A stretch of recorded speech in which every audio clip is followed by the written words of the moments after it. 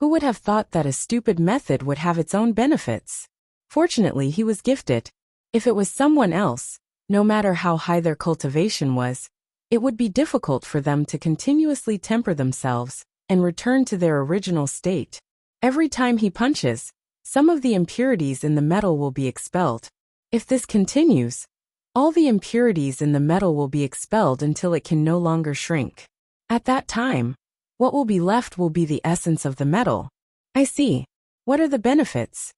Yu Qianqiu asked. He pondered that if the effect was really great, his gold incantation should be able to display its usefulness in this aspect.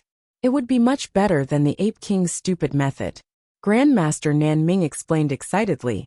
You must know that the purer the quality of the material, the stronger its extensibility and capacity. For example, a piece of pig iron, if it hasn't been tempered to remove its impurities, its extensibility will definitely be very poor, and it will break easily. However, after being tempered to remove its impurities, you will be able to bend it, but it won't break easily. This is extensibility. In other words, it can contain more formations, and the treasures refined will also be of higher quality. This is a great benefit to the refiner. Moreover, this material is the shell of the Rainbow Temple spider, which is already abnormally hard. His explanation immediately piqued Yu Qianqiu's interest. He couldn't help but look forward to the Ape King's early completion. In the end, they waited for the 10th day. As the storm-like fiery fists gradually died down, the flames on the Ape King's body also disappeared. Finally, it stopped while sweating profusely and panting.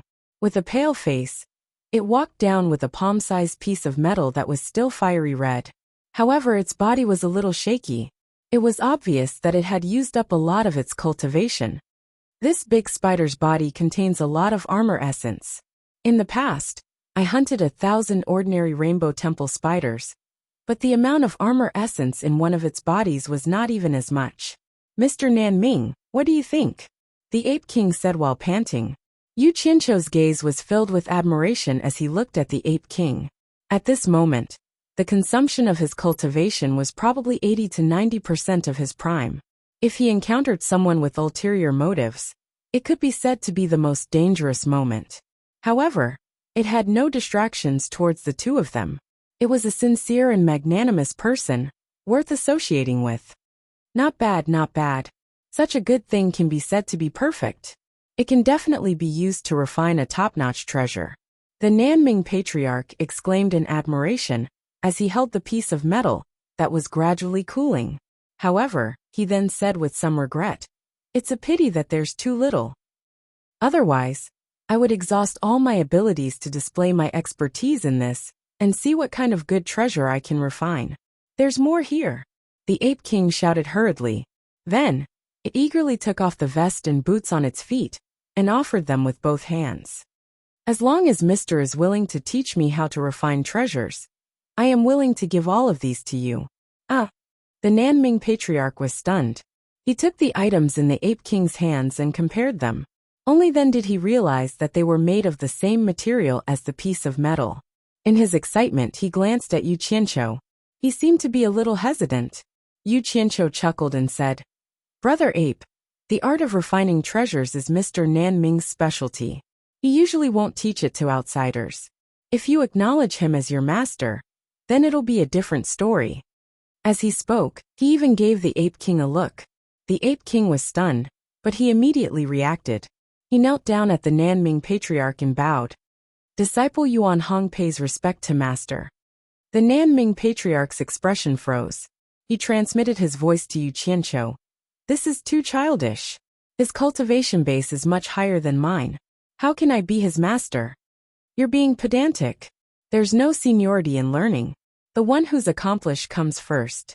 Besides, he's not asking you to teach him cultivation. He's learning your skills in refining treasures.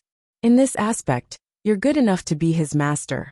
Yu Qianqiu transmitted his voice.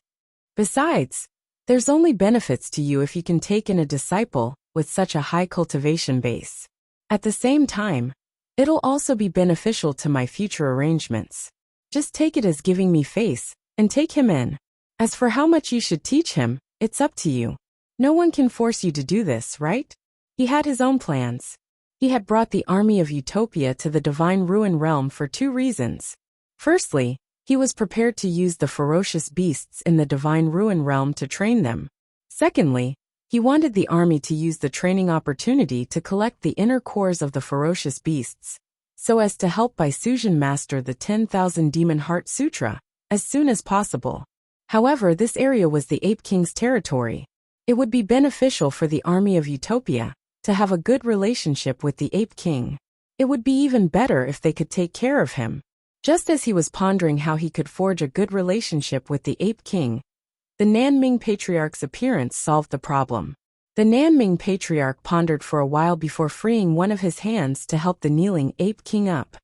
"Since that's the case, I'll take you in. Get up." "Thank you, Master." The Ape King cupped his hands in excitement and stood up.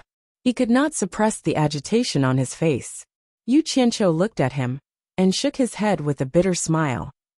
He felt envious and speechless toward this kind of person who was obsessed with something simple and pure. Then, he stretched out his hand and took the Ape King's smelly boots from the Nanming Patriarch's hands. He then took out the big spider's jaws. He held one item in each hand and closed his eyes to sense them carefully. The Nanming Patriarch and the Ape King looked at him in confusion. They did not know what he was going to do. "I see. I understand now." After Yu Qianqiu felt the difference in the structure of the items in his hands, he opened his eyes and threw the smelly boots in his right hand back to the Nanming Patriarch. Then, he activated the Nanming art. The dust from the spider's jaws danced in the air and gradually became smaller. Soon, a small light golden metal ball appeared in his hand. The Ape King was secretly shocked. He naturally knew how hard the jaws were. They were the hardest part of a spider's body, and also the part that contained the densest amount of armor essence. However, he did not expect that they would be turned into ashes in the blink of an eye in Yu Qianqiu's hands. It was too terrifying. He did not know how high this person's cultivation was. That was not all. Yu Qianqiu took out the 8 spider legs one by one and performed the same Nanming art. In a short while, a total of 9 metal balls appeared in his hands. Yu Qianqiu held them in one palm and extended them in front of the Nanming Patriarch and the Ape King. He asked with a smile, "Master and disciple, take a look. Is this the same thing that Ape Yuan Hong refined?" The master and disciple picked up a metal ball suspiciously and examined it. After looking at it, both of them were shocked. The Ape King's face became even paler. He had used his proudest and most capable ability to refine something that he had spent many days to refine. But in the hands of this person, he could do it in just a snap of his fingers. The difference was too big. The Nanming Patriarch was flabbergasted. "How did you do it?" Yu Qianqiu did not think much of it and stuffed the 9 metal balls into the Nanming Patriarch's arms. He said with a smile, "I'll give this to you. Even though it's a little lacking, it shouldn't be a problem to refine this little guy, right? Do me a favor. When you're free, help me refine a good treasure." As he said this, he pointed at the dark platform and asked the Ape King, "Yuan Hong, what is this? Why does it feel even harder than the Temple Rainbow Spider's armor essence?" The Nanming Patriarch looked over. This was actually a question he wanted to ask as well. The Ape King shook his head. "It is indeed harder than the Temple Rainbow Spider's armor essence, but I don't know what it is. Its original form is a huge meteorite that flew from the heavens and landed nearby. I saw that it contained quite a lot of metal, so I broke the meteorite apart and brought it back in batches to be smelted. I used the same refining method as before and used 50,000 years on and off. In the end, it ended up like this." Chapter 947. Yu Qianqiu walked to the black platform that was 3 to 4 meters thick, 100 meters long, and 40 to 50 meters wide to take a look. He could not help but sigh inwardly. This old monkey was really persistent. He had actually spent almost 50,000 years to refine this huge metal plate. It really left him speechless. He then turned his head back and asked curiously, "Yuan Hong, since it's harder than the Rainbow Temple Spider's armor essence, why don't you use it to refine the armor you're wearing?" "I'm really ashamed." The Ape King cupped his hands at the Nanming Patriarch and explained, "It's not that I don't want to. It's because this thing is too hard. My clumsy method of forging a huge piece of metal is still passable, but it's too difficult to forge it into a well-connected armor. It's so difficult that I had no choice but to give up. It just so happens that the thing I'm forging lacks a sturdy base, so I made do with it. But now that Master is here, I'm sure Master will have a way to solve this. He then pointed at the crushed stones that were emitting the red light of the earth fire on the ground at the center of the mountain, and said, "These crushed stones are the remains of that meteorite from beyond the heavens. There's still some metal in them, but it's precisely because I have no use for them after refining them that I might as well fill the earth fire and use them as scattered anvils when refining things." Yu Qianqiu nodded slightly when he heard that. He stroked his chin and looked at the huge metal plate under his feet. His eyes lit up slightly as he asked, "Mr. Nanming, I'm sure the treasure refined from this thing won't be inferior to the Rainbow Temple Spider's armor essence, right?" The Nanming Patriarch walked forward and formed a strange and special complicated hand seal. He brewed a spell and cast it into the black platform. After examining it closely for a while, he said in astonishment and excitement, "It's really good stuff.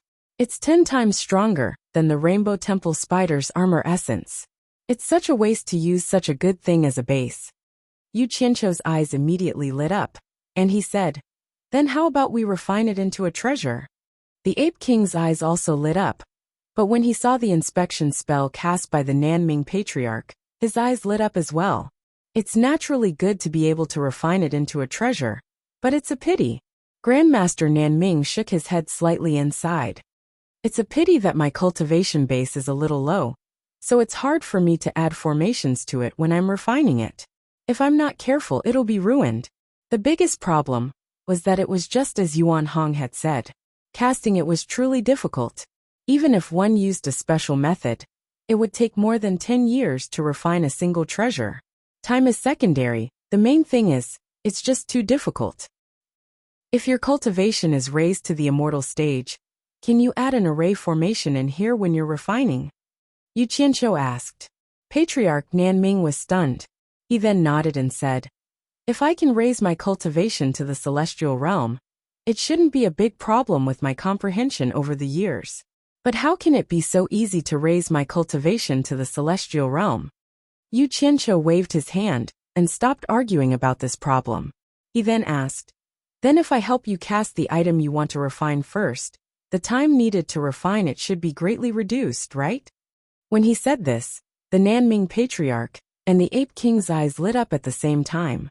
They both recalled his miraculous method just now. This matter was probably not a problem for him at all.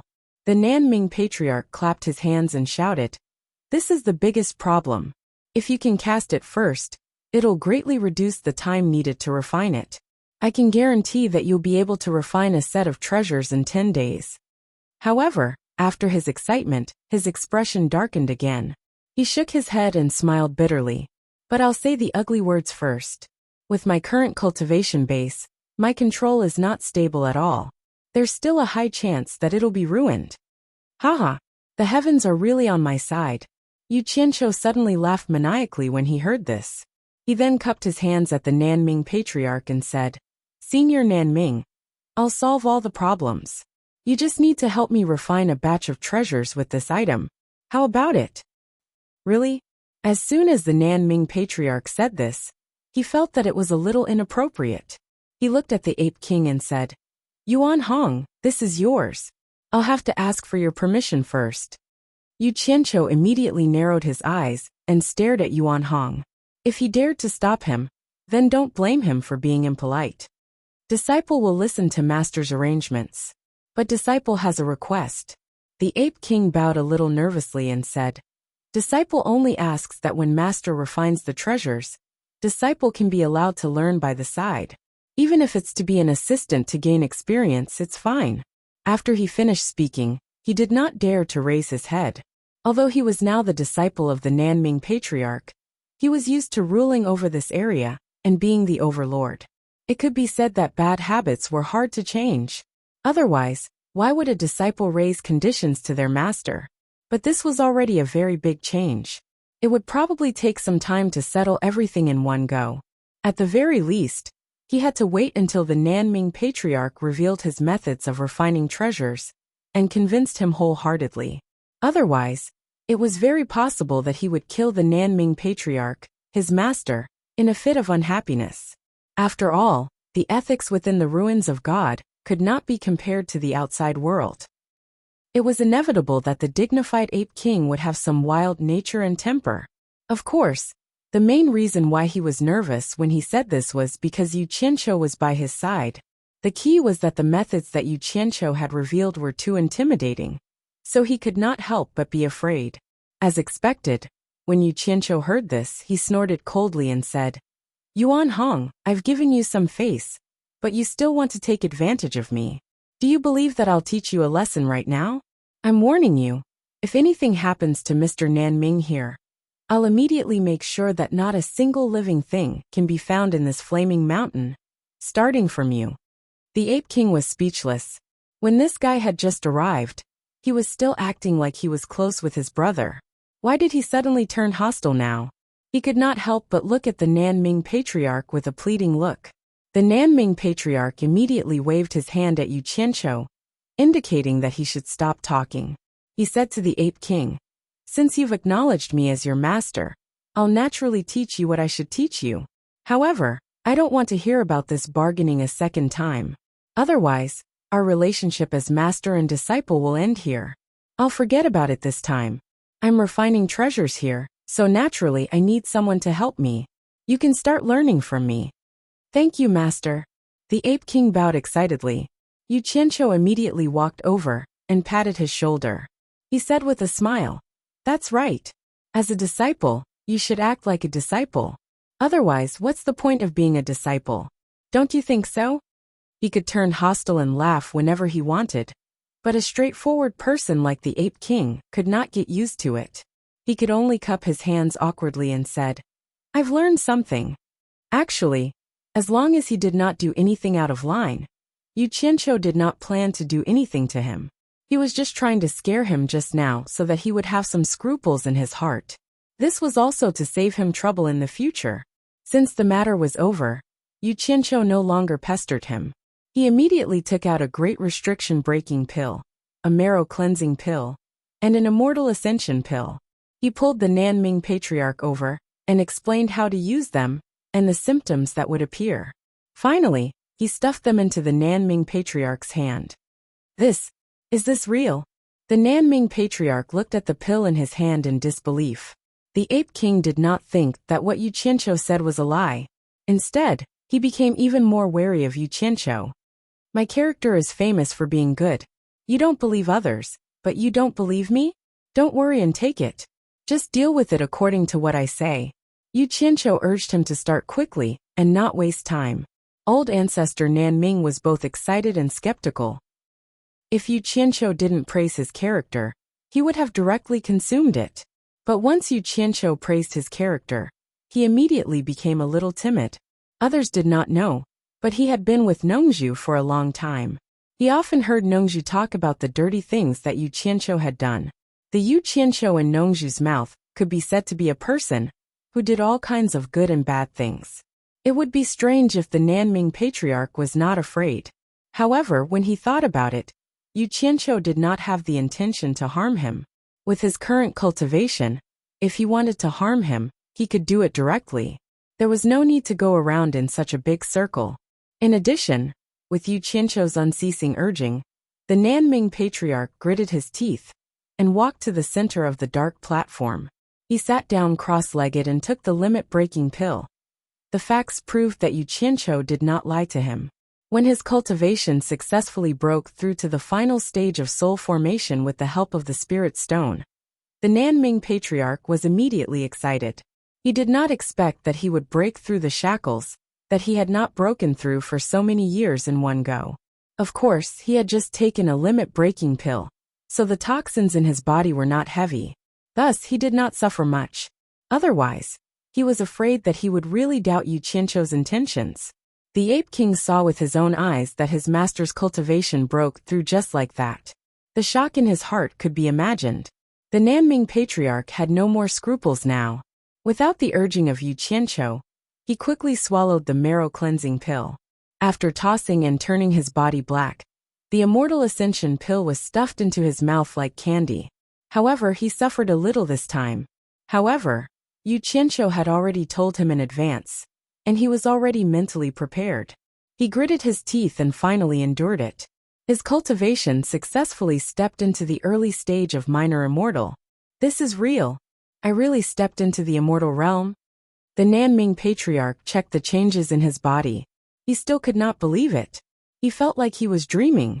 Did he really break through to the immortal realm that he dreamed of so easily? At the side, the Ape King looked at Yu Qianqiu as if he was looking at a god.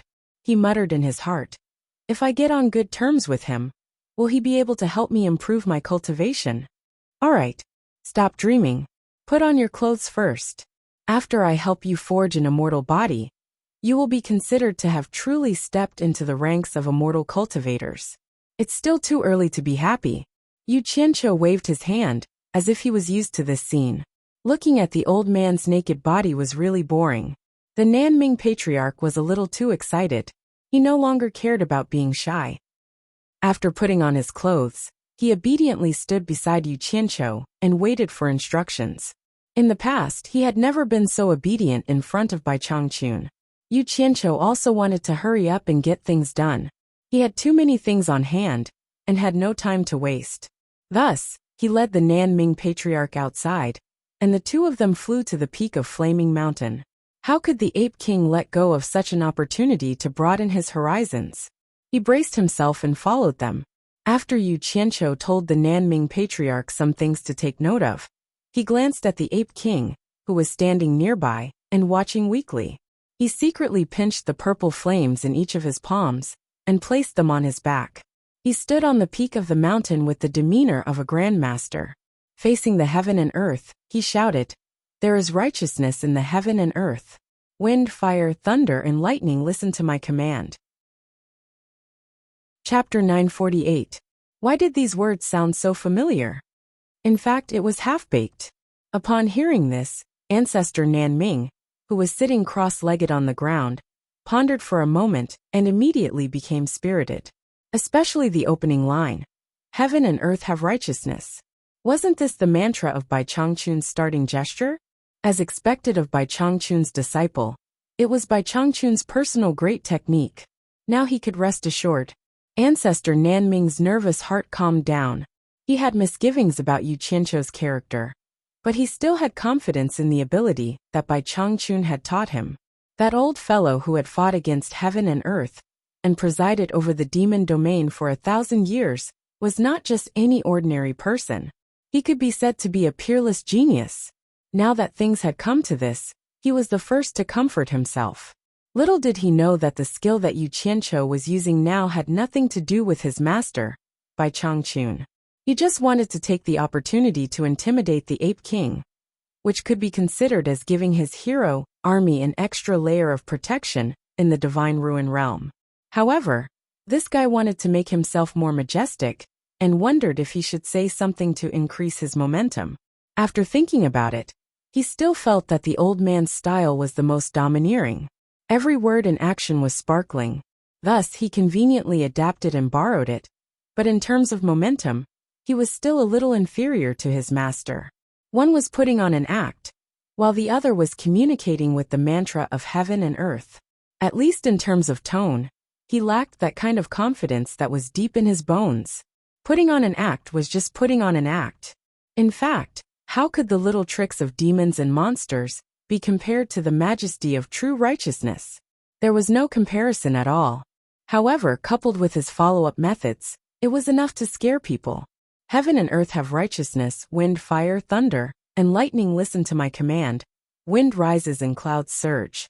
The Ape King's brain turned to reflect on the meaning of this sentence. He thought to himself, what a big tone. Isn't he afraid of losing his tongue? Using thunder and lightning to cast a body? Let's see how you can create thunder and lightning in a clear sky. Just as he turned his head to look at the clear sky, a gust of wind suddenly blew over. The black smoke coming out of the cave in the middle of the mountain was immediately blown into a blur. His fiery red long hair was also blown around by the strong wind, causing it to dance wildly in the wind. It's really windy?" The Ape King was slightly startled. Suddenly, he saw that the clear sky was gradually turning gray and hazy. He did not know if it was because of the billowing black smoke that was being blown away behind him. However, the gradually darkening sky told him the answer. Rolling dark clouds gradually gathered in the sky. When the dark clouds shrouded the entire sky, the world became dark and oppressive. Rumble! A dull and shocking thunder rumbled in the dark clouds. Even through the dark clouds, the thunder still shone brightly on the vast land. Although ancestor Nan Ming and the Ape King had vaguely guessed what was going to happen next, they were still shocked when they saw the wind, clouds, and rolling thunder appear out of nowhere. Could it be that the wind, fire, thunder, and lightning in the world really listened to him? Ancestor Nan Ming suddenly looked at Yu Qianqiu, who had the demeanor of a grandmaster, and was facing heaven and earth with his hands clasped behind his back. He could not help but sigh inwardly. He is indeed Bai Changchun's disciple, and the punishment envoy of the demon region. I wonder how high his cultivation is now. Kacha!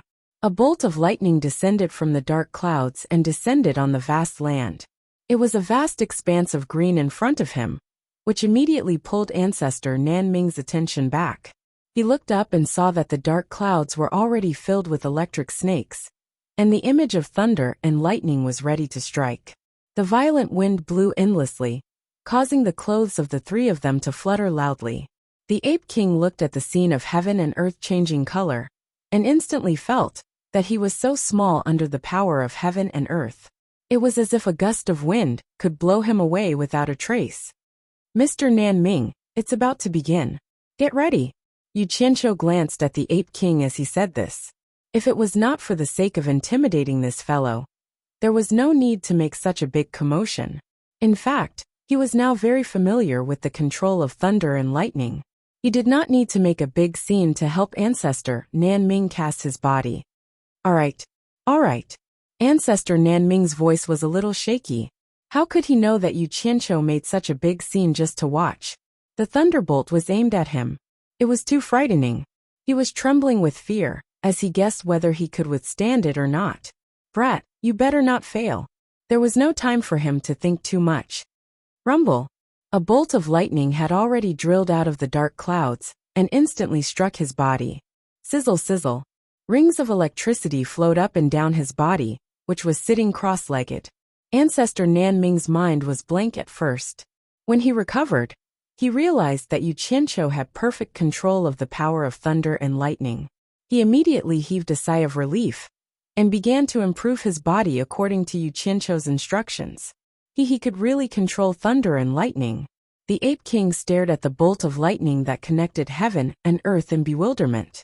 It hung between heaven and earth and kept sizzling and twisting, not disappearing. This scene made his mind go blank as well, as if the lightning had struck him. When he slowly came back to his senses, he felt that the unparalleled power of heaven and earth could actually be controlled by someone. He looked at Yu Qianqiu with eyes full of reverence. When the bolt of lightning that connected heaven and earth retracted back into the sky, the sound of thunder in the dark clouds gradually subsided. The lightning disappeared, and the dark clouds also began to dissipate rapidly. In a short while, the blue sky was once again supported by the sun. Everything was like a dream or an illusion. The Ape King, who had witnessed this scene with his own eyes, dared not believe that it was real. However, in front of him, the naked master Nan Ming stood up slowly. He was laughing wildly with his arms wide open. This had already explained everything. Otherwise, not many old fellows would be so excited to the point of being so shameless and frank. He had forgotten himself. "I say, old fellow, don't you think you should put on your clothes?" It was truly unsightly. Yu Qianqiu tilted his head to look at the horizon and sneered. "You dare to compete with heaven and earth whose bird is bigger? You're the only one in the three realms. Aren't you afraid of heaven's wrath?"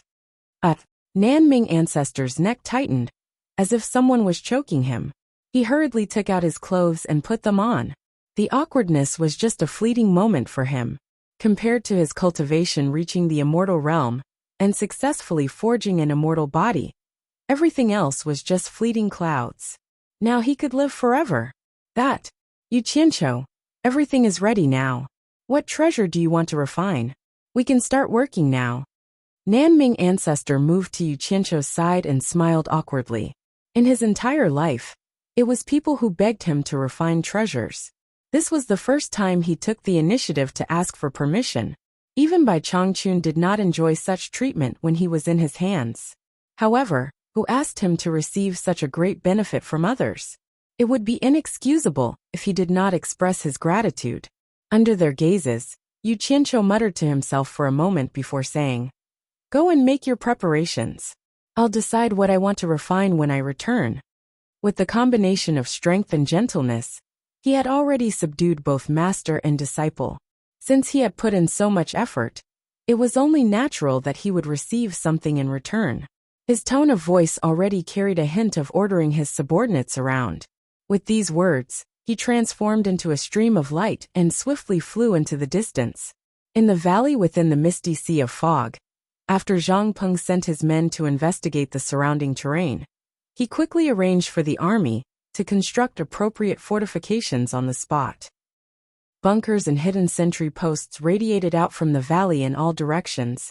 Inside the valley, Yu Qianqiu and Zhang Peng, the master and disciple duo, gathered a few others together.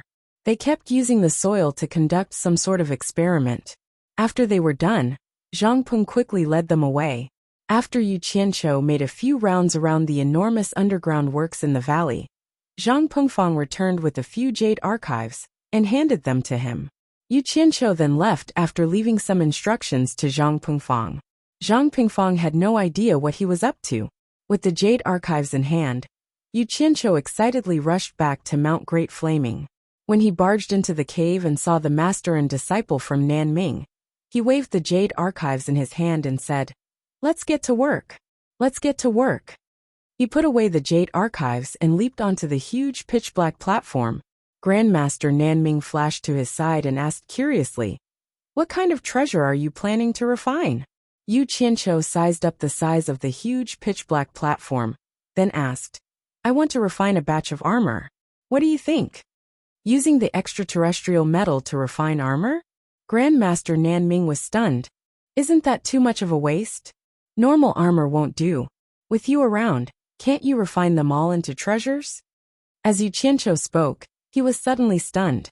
He looked at Grandmaster Nanming and smiled. Extraterrestrial metal? Looks like you've already come up with a name for this item.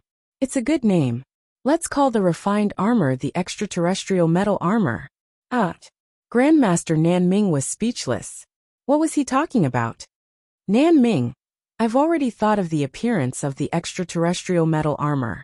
What do you think? Yu Qianqiu said to himself as he took a few steps back.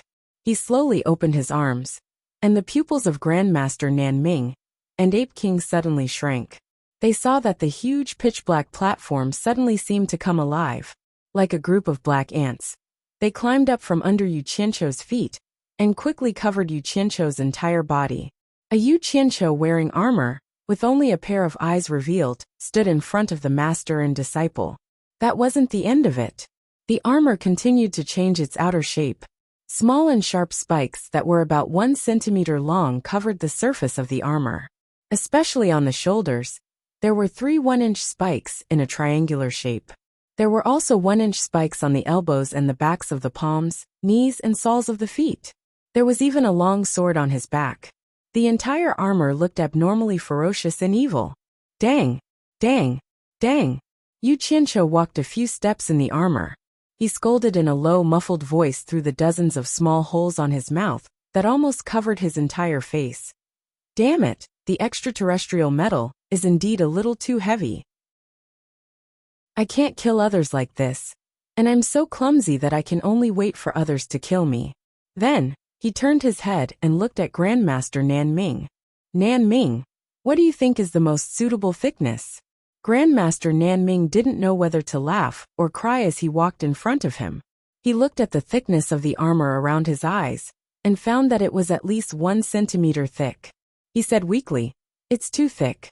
In addition to the spikes all over your body, it would be strange if it wasn't heavy. Let's reduce it by 90%.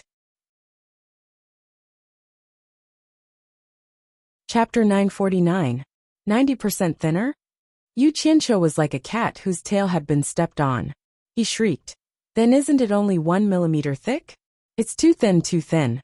No, it can't block anything. Can that still be considered armor? If it wasn't for the weight, I'd think it's too thin for 1 centimeter. 1 millimeter isn't thin. Nanming Patriarch tried his best to explain. Don't forget what this is. This is the metal essence from beyond the heavens. With just this 1 millimeter thickness, even if you let Yuan Hong use all of his strength, he wouldn't be able to break through it. If it wasn't for the fact that we have to add a formation to it, and that we need a certain thickness when refining it again, I think it'd be better to make it thinner. If someone's cultivation is so high that they can break through the metal essence from beyond the heavens, it'd be useless even if you add another meter. They can still break through it.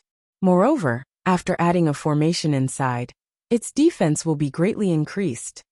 What you said makes sense. As he spoke, the armor on his body retreated like the tide, merging back into the large black platform beneath his feet. Yu Qianqiu waved the remaining thin piece in his hand and said, "Wait for me, I'll be back soon." He rushed out of the belly of the mountain. He had to find someone to test whether this 1 millimeter thickness was solid or not. The master and disciple looked at each other, not knowing what he was going to do. Suddenly, Nanming Patriarch noticed that Ape King's forehead was drenched in sweat. He couldn't help but ask curiously, "What's wrong with you?" Ape King wiped his sweat and stared at the black platform in a daze. He then asked with lingering fear, "Master, just how high is his cultivation?" He was truly frightened by Yu Qianqiu's methods. He had used 50,000 years to accumulate the metal essence from beyond the heavens in the belly of the mountain. Now that he saw Yu Qianqiu using it as if it was a toy, it was no different from having a nightmare. "You're asking me?" Nanming Patriarch shook his head and smiled bitterly. "Who should I ask? I don't know what level his cultivation has reached, but in short, he can't be predicted with common sense. He's a monster." On the 22nd floor of the World Chamber of Commerce, a door opened, and Yu Qianqiu rushed out. He flew to the side of Wei Chuanxiu, who was sitting cross-legged at the door. He first glanced inside the door, then casually set up a soundproof barrier. Holding the thin piece of extraterrestrial metal essence armor plate that was only 1 millimeter thick, he waved it in front of Wei Chuanxiu, who was sitting cross-legged with his eyes closed, and said, "Bat King Wei, look what I've brought you." Wei Chuanxiu opened her eyes without hesitation. She stared blankly at the black object in front of her for a while. Then, she stood up and asked suspiciously, "Why are you so kind as to give me something good? Isn't it just a piece of broken metal? What good is this?" "Hee, you don't know this. It took me a lot of effort to get this thing." Yu Qianqiu smiled sinisterly as he waved the thing in his hand and said, "This is called extraterrestrial metal essence. Don't be fooled by its small size, but its defense is amazing. I can guarantee that even if you use all your cultivation, you won't be able to break it." "Are you serious? It's really as powerful as you say?" Wei Chuanqiu's eyes lit up. She was instantly intrigued by Yu Qianqiu and was about to reach out to take a look. Unexpectedly, Yu Qianqiu hid it behind him and said with a smile, "Since you don't believe me, let's make a bet?" Wei Chuanqiu immediately became alert and sneered. "What bet? I think you're up to no good again. What extraterrestrial metal essence? I've never heard of it. It's just a piece of broken metal. You can give it to me if you want, but I don't care." "Look at you. I told you that you don't believe me. If this is considered a piece of broken metal, then there's nothing good in this world."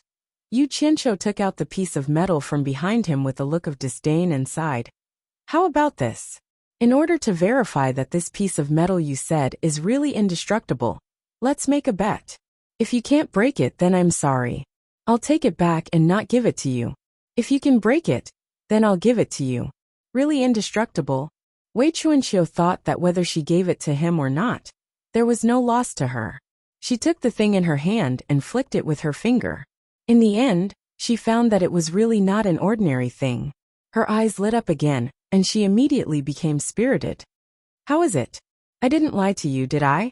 Yu Qianqiu urged. "Quickly try it and see if you can break it." With a dang sound, Wei Chuanqiu's finger touched it with the green light. Then they put their heads together and looked at it. There was no mark on it at all. Wei Chuanqiu immediately exclaimed, and then a series of green light poked on the broken piece of metal. After a series of dang dang dang sounds, there were some slight scratches on it, but it was far from being damaged. Such a thin thing was actually so indestructible. Wei Chuanqiu immediately clicked her tongue and said in surprise, "It's really a good thing." Of course, Yu Qianqiu was delighted, but he didn't forget to ask, "Old bat, is that all you can do? Have you used all your cultivation? Just a little more. If you can't break it, I'll take it back." "Why are you in such a hurry?" Wei Chuanqiu rolled her eyes. Then she mustered up her strength and poked the piece of metal for a while. However, only some slight scratches were left, which was really incredible. Wei Chuanqiu was still unwilling to give up. He held the two sides of the piece of metal and used all his strength to pry it open. "This thing is called extraterrestrial metal essence, right? Where did you get it? I really can't use my hands and feet here. It looks like I have to find a secluded place to attack it. Otherwise, it'll be really hard to break it open. This is a good thing. It can't be better to refine it into a treasure." The piece of metal showed signs of bending when he used so much strength, but once he relaxed, it immediately returned to its original shape. All right. Stop for a while." Yu Qianqiu took the thing from his hand and put it away, saying, "Look at how strenuous you are. It'll be a waste if you continue." He turned around and left. He was satisfied that the experiment had reached this stage. Even Wei Bat King couldn't break it with his cultivation, so there was nothing more to say. If he let Elder Nanming refine it a little more, its defense would probably be even stronger. "It's fine as long as I know what I'm doing. I'll try again when the armor is done." "Yu Qianqiu, don't go. I haven't used my full strength yet. I'll try again," Wei Chuanqiu shouted from behind. He was prepared to trick Yu Qianqiu into giving him such a good thing. Unfortunately, Yu Qianqiu didn't fall for his trick at all. "Even if you're as treacherous as a ghost, you still have to drink the water I wash my feet with." Yu Qianqiu turned around and chuckled. He waved his hand at Wei Chuanqiu and went into one of the rooms. Wei Chuanqiu looked at the guarded door behind him and thought for a while before sitting down cross-legged. However, just as he closed his eyes, he suddenly opened them again. In a flash, he chased after the room that Yu Qianqiu had gone into. In the end, he discovered that Yu Qianqiu had already disappeared. He immediately gritted his teeth. Only after he calmed down did he realize that he had been tricked by Yu Qianqiu. Yu Qianqiu had gone around in circles and didn't know how to react. He couldn't understand why he would be so stupid as to make such a bet with Yu Qianqiu. If the item couldn't be broken, it wouldn't be given to him. If it was broken, it would be given to him. Wouldn't he be at a disadvantage regardless of whether he won or lost? If things could be broken, why would he want a broken item? Is this kid too free? Why did he come here to play this game? Wei Chuanqiu thought about it and found it strange. There didn't seem to be any benefits for Yu Qianqiu to make this bet. However, what he didn't know was that Yu Qianqiu was purely using him as an experiment. What would he think if he found out? In the belly of the great flaming mountain, Yu Qianqiu had already put on his armor again. After experimenting, he listened to Patriarch Nanming's suggestion and reduced the armor's thickness by 90%. Naturally, the weight was reduced by a lot. Then, under Patriarch Nanming's suggestion, he wore the armor and performed various body movements. The spikes that hindered the flexibility of his joints were all removed. The spikes on the inner parts of his limbs and the spikes that hindered the bending of certain parts of his body were all removed. As a result, the weight was greatly reduced. Finally, he made adjustments to the armor to make it more comfortable and human-like, so that it could be quickly put on and taken off at any time. After the weight was reduced, Yu Qianqiu pulled out the long sword on his back. He swung the sword around and flew a few rounds in the belly of the mountain before landing in front of Patriarch Nanming. He smiled and said, "Please help me refine this sword as well. Not only will this set of equipment have an indestructible defense, it will also have an unstoppable attack power. Please." As he said this, he sheathed the long sword on his back and took off the armor on his body. Patriarch Nanming smiled bitterly as he received the armor. He sighed and said, "I will do my best." What are you doing?" In a flash, Yu Qianqiu returned to the pitch-black platform. He took out a few jade archives, held them in his hands and closed his eyes. The jade archives recorded the detailed data of the nearly 10,000 members of the hero army, the reason he had sought out Zhang Peng, and the rest for this very moment. After a while, several hundred sets of armor slowly floated up from the large platform, surrounding Yu Qianqiu. None of the armor was empty. The parts that revealed their eye sockets were empty, but each of them stood straight with a long sword slung on their back. In addition, the uniform design of the armor made them look ferocious and terrifying. One couldn't help but suspect that they were ghostly soldiers of the netherworld who had crawled out from the ground. Yu Qianqiu opened his eyes, took out a storage bracelet, and wore it on his wrist. He stored the several hundred sets of armor inside. This was only the first batch. Immediately after, several dozen batches of similar ferocious empty armors appeared on the pitch-black platform. In total, nearly 10,000 sets of ferocious empty armors were all stored inside the storage bracelet. After preparing all the sets of the hero army, Yu Qianqiu stopped. The 4-meter-thick platform beneath his feet was now only slightly more than a meter thick. At this moment, Yu Qianqiu took off the storage bracelet in his hand and took out an empty storage bracelet. He then walked towards the dumbfounded Patriarch Nanming. Chapter 950. Looking at the approaching Yu Qianqiu, Patriarch Nanming asked in a panic, "Yu Qianqiu, what are you doing?" He really didn't expect Yu Qianqiu's so-called batch to be so big. It was too scary. Yu Qianqiu handed over the 2 storage bracelets in his hand and said with a smile, "You taught Yuan Hong the crafting skills, so you have to let him practice. Just take these things as practice for Yuan Hong." As he said that, he looked at Yuan Hong and asked, "Yuan Hong, what do you think? If it's not enough, I'll make more." Yuan Hong recovered from the shock of the appearance of the large number of armors and looked at Patriarch Nanming with surprise and joy. Patriarch Nanming waved his hand and said, no need, I don't need so much. Senior Nanming." Yu Qianqiu's expression turned solemn, and he sent a voice transmission word by word. "Do you really think that these things are for your disciple to practice with? I don't mind telling you the truth. In this Ruins of God, I have already selected a large number of reliable candidates from the human world to train here.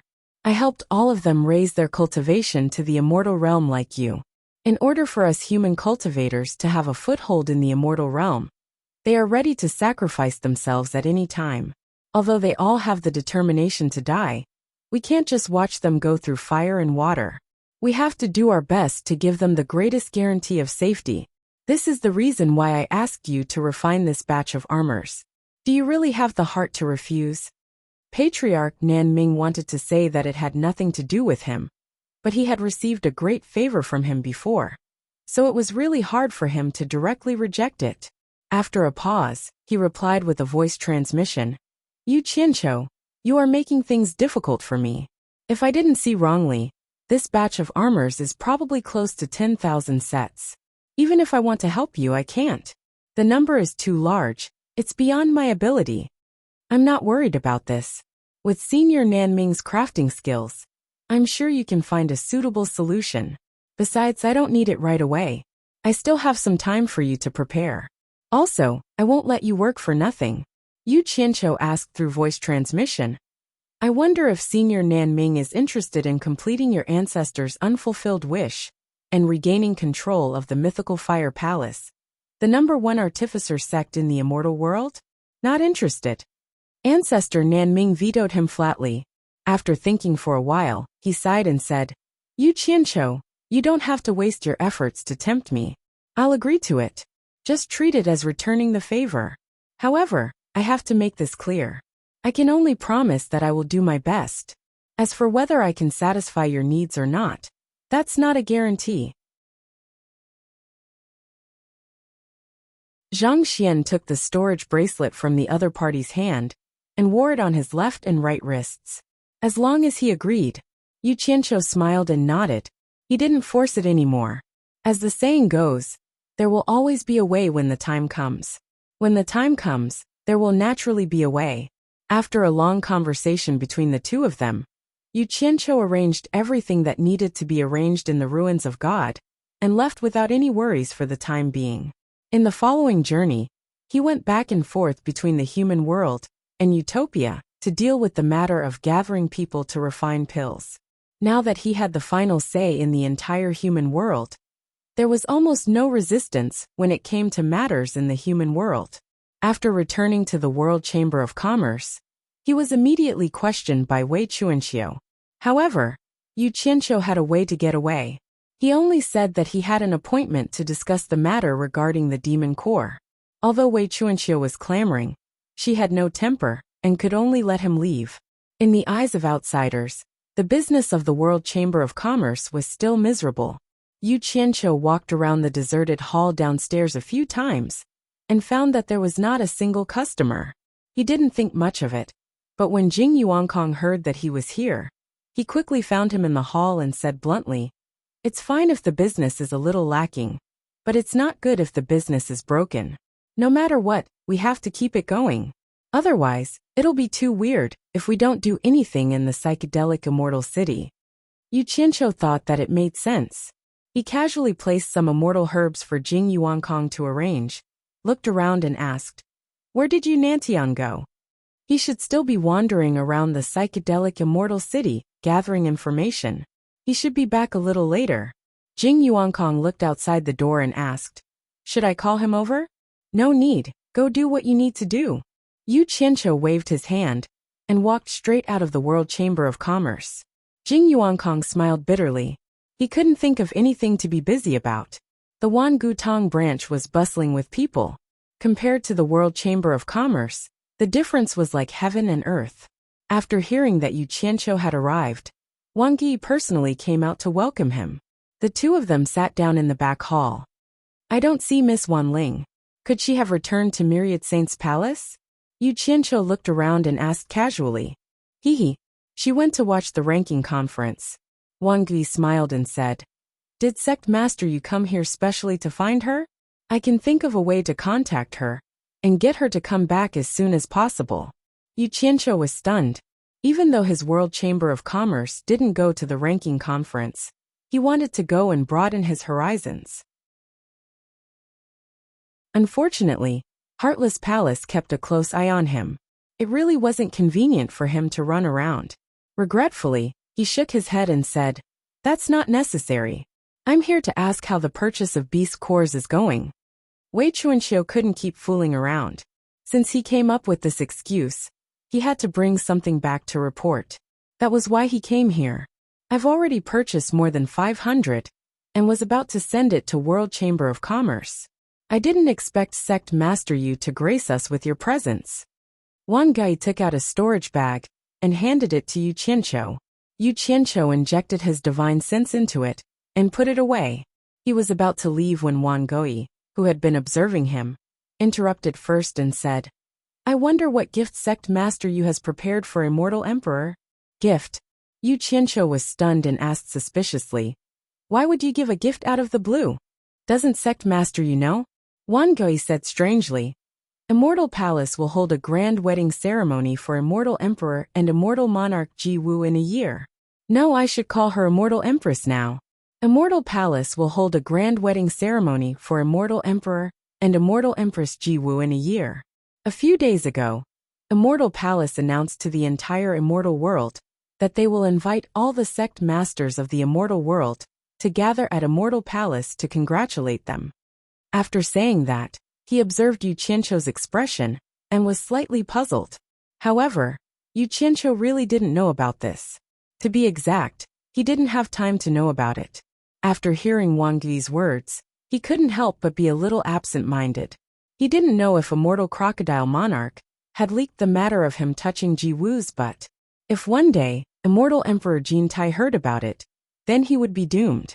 At least, he would have no place in the immortal world. "Oh." Yu Qianqiu scratched his head and said perfunctorily, "This matter. See, I almost forgot about it. Sigh. I have a headache thinking about the gift for Immortal Emperor. I don't know what to give." "Keep pretending. How could you forget about such a big thing? You are clearly from the Immortal Palace. It doesn't matter if you give a gift or not, so I didn't take it to heart at all. Wang Yi probed a little and smiled, thinking he knew what was going on. That's true. The Immortal Emperor's wedding is not an ordinary wedding. He is the supreme of the immortal world. I really have to think about the gift. Just as the two were talking about the wedding of the Immortal Emperor and Ji Wu, one of the parties involved was helpless. The Immortal Palace shone brightly in the sky, and below it was the dazzling Crystal Palace. In the courtyard, Lu Yanqing carefully accompanied Ji Wu, but Ji Wu looked up at the Immortal Palace floating in the auspicious clouds with a frown. At first, the Immortal Emperor gave her a 1-month deadline to consider the marriage. After the 1-month deadline, the Immortal Emperor came again to interrogate her. Ji Wu naturally found an excuse to refuse. However, as Yi Xuejun expected, the Immortal Emperor really lost his patience and took a hard approach. But to Yi Xuejun's surprise, the Immortal Emperor captured him on the spot and used him to threaten Ji Wu. He once again gave Ji Wu a deadline to think about it. The consequences of refusing again, the Immortal Emperor's actions were clear. Yi Xuejun would be the first to suffer. After some consideration, Ji Wu had no choice. She also knew that she could not escape the Immortal Emperor's control. Most importantly, why should Yi Xuejun be implicated? She had no choice but to agree to the Immortal Emperor. However, she still held a glimmer of hope and made a final effort to delay. She could marry, but she had to have a year to adjust her emotions. Otherwise, she would not be able to accept the reality of being forced. At this point, the Immortal Emperor naturally had no reason to force her. Besides, for him, what was the difference between a year and a snap of the fingers? So he agreed to Ji Wu and ordered people to send a message to the entire immortal world on the spot. This was to force Ji Wu to have no room to regret. However, a few days passed, and Ji Wu still did not see Yi Xuejun being released. She could not help but wonder if Yi Xuejun had been killed. Today, she had made up her mind. If she did not see Yi Xuejun return, she would not hesitate to break into the Immortal Palace and fall out with Immortal Emperor Jin Tai. Lu Yanqing stood quietly behind Ji Wu. Her mood had not completely calmed down. Even in her wildest dreams, she didn't expect that her sudden decision would cause her to witness something unimaginable. She was by Ji Wu's side and witnessed the entire process of Immortal Emperor Jin Tai's forced marriage. She didn't expect that these high and mighty characters, who were rarely seen by ordinary people, would have such a face. Immortal Empress, let me play the guqin for you, Lu Yanqing said behind Ji Wu. Ever since she was brought here, Ji Wu would ask her to play and sing almost every day. However, since Yi Xuejun was taken away, she did not ask for it anymore. Immortal Empress? Don't mention this in front of me in the future. Ji Wu looked at the sky with some confusion and murmured, Lu Yanqing, Lingfang Valley must be beautiful. Lu Yanqing responded subconsciously, then her whole body shook. She suddenly looked up at Ji Wu's back in horror. How did she know about Lingfang Valley? Chapter 951. In an instant, countless thoughts flashed through Lu Yanqing's mind. Although her way of doing things was different from others, it did not mean that she was not smart. One thing she was sure of was that Ji Wu definitely did not guess the name of Lingfang Valley blindly, and it was impossible for her to guess it so accurately. Moreover, she even asked the owner of Lingfang Valley. Obviously, Ji Wu wanted her here, because she already knew about her relationship with Lingfang Valley. Did she also know that the World Commerce's people were smuggled from the human world? Was she the only one who knew about this? Or did others also know about this? Or perhaps she was just testing me. But I actually responded just now. Oh my God. What did I do? Thinking that once these secrets were leaked, the entire World Commerce's people would suffer. Lu Yanqing could not help but turn pale with fright, and her delicate body broke out in a cold sweat. Unfortunately, she could not recognize that the person who followed Yu Qianqiu in Lingfang Valley was Yi Xuejun, who had been captured by the Immortal Emperor. Otherwise, she could more or less guess something, and would not be as clueless as she was now. However, Yi Xuejun's hair was full of small braids, and he was purely dressed as a tribal savage. Even his skin color had been specially changed. He was a completely different person from now, so how could she easily recognize him? She did not know when, but Jiwoo had turned to look at her and asked, "Are you afraid? Are you afraid of something else? Or are you afraid that I will reveal your secret?" "I don't understand what immortal monarch is talking about," Lu Yanqing replied nervously, her heart in turmoil. At this time, she suddenly thought of Yu Qianqiu. She believed that if Yu Qianqiu was here, he would definitely have a way to deal with such a matter properly. She instantly understood Yu Qianqiu's ruthlessness. If it was Yu Qianqiu, based on Yu Qianqiu's character, the first thing he would think of was to silence them. She suddenly understood something. Sometimes, if one was not ruthless and decisive, the consequences of the situation would be very terrifying. The lives of many people would be implicated in it. However, these thoughts only flashed through her mind. Some things that were deeply engraved in her heart could not be changed. Not to mention that she did not have the ability to silence Jiwoo. Even if she had the ability, she still could not do it. "Don't you understand what I'm saying?" Jiwoo's cold face revealed a slight smile. She stared at Lu Yan and said, "Why are your eyes evasive? Why don't you look at me like you usually do?" "That's because you have a guilty conscience. You're not a liar at all, so why force yourself?" Lu Yanqing was indeed a person who did not know how to lie, but that was only because of the environment she had grown up in.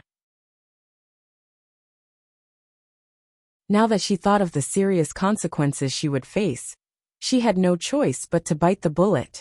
She lowered her head slightly and tried her best to keep her voice calm. "I really don't understand what the immortal monarch is saying." "Do you really not understand?" Jiwoo walked over to Lu Yanqing, who had her head down. She stretched out one of her hands that were wrapped around her lower abdomen and lifted Lu Yanqing's chin with her slender fingers. Looking at Lu Yanqing's beautiful face, she sighed. "Such a delicate beauty and a kind nature.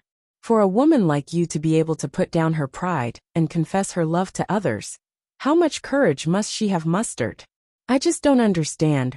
What's so bad about you that Yu Qianqiu could actually harden his heart to reject you? If it was any other man, I'm afraid it would be exactly what they wanted." As soon as these words came out, Lu Yanqing felt as if she had been struck by lightning. Her entire body trembled as she looked at the cold and beautiful face in front of her. The other party's clear and wise eyes seemed to be able to directly see through her heart, causing all the secrets in her heart to be exposed. She even knew about this. "I really don't understand what the immortal monarch is saying." Lu Yanqing's entire body trembled as she took a step back, breaking away from the hand that was holding her chin. At this point, she really didn't know what to do, so she could only bite the bullet and not admit it.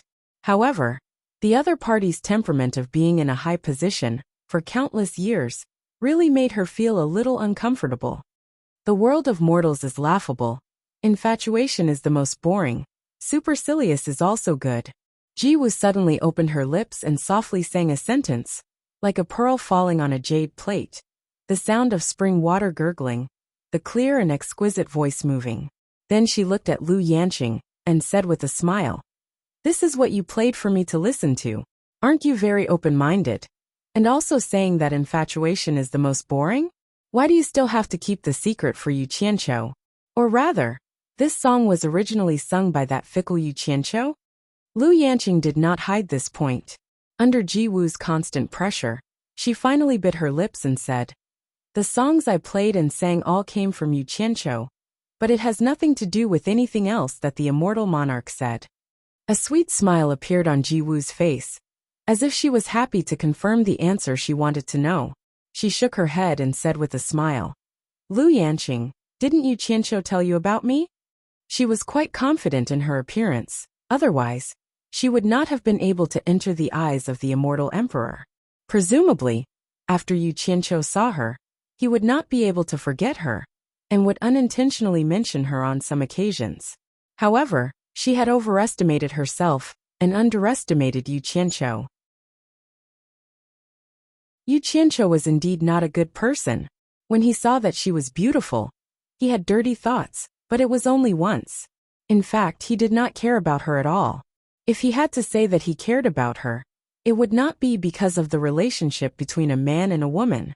It was purely because he was afraid that she and her future husband would deal with him. Lu Yanqing was startled. Her eyes flashed for a moment, and then she said suspiciously, "Immortal monarch means that you know Yu Qianqiu? How do you know him? I really have never heard him mention you." "Never heard him mention me?" Ji Wu suddenly smiled a little forced. All women with some beauty, whether they were good or bad, had a common problem. They always thought that they were very attractive to men. They always thought that men would not forget about them and would revolve around them. And the man who ignored her would make her feel uncomfortable. However, Yu Qianqiu was very realistic. No matter how beautiful a woman was, he could not bite her. He was too lazy to think about it. "What does it have to do with me?"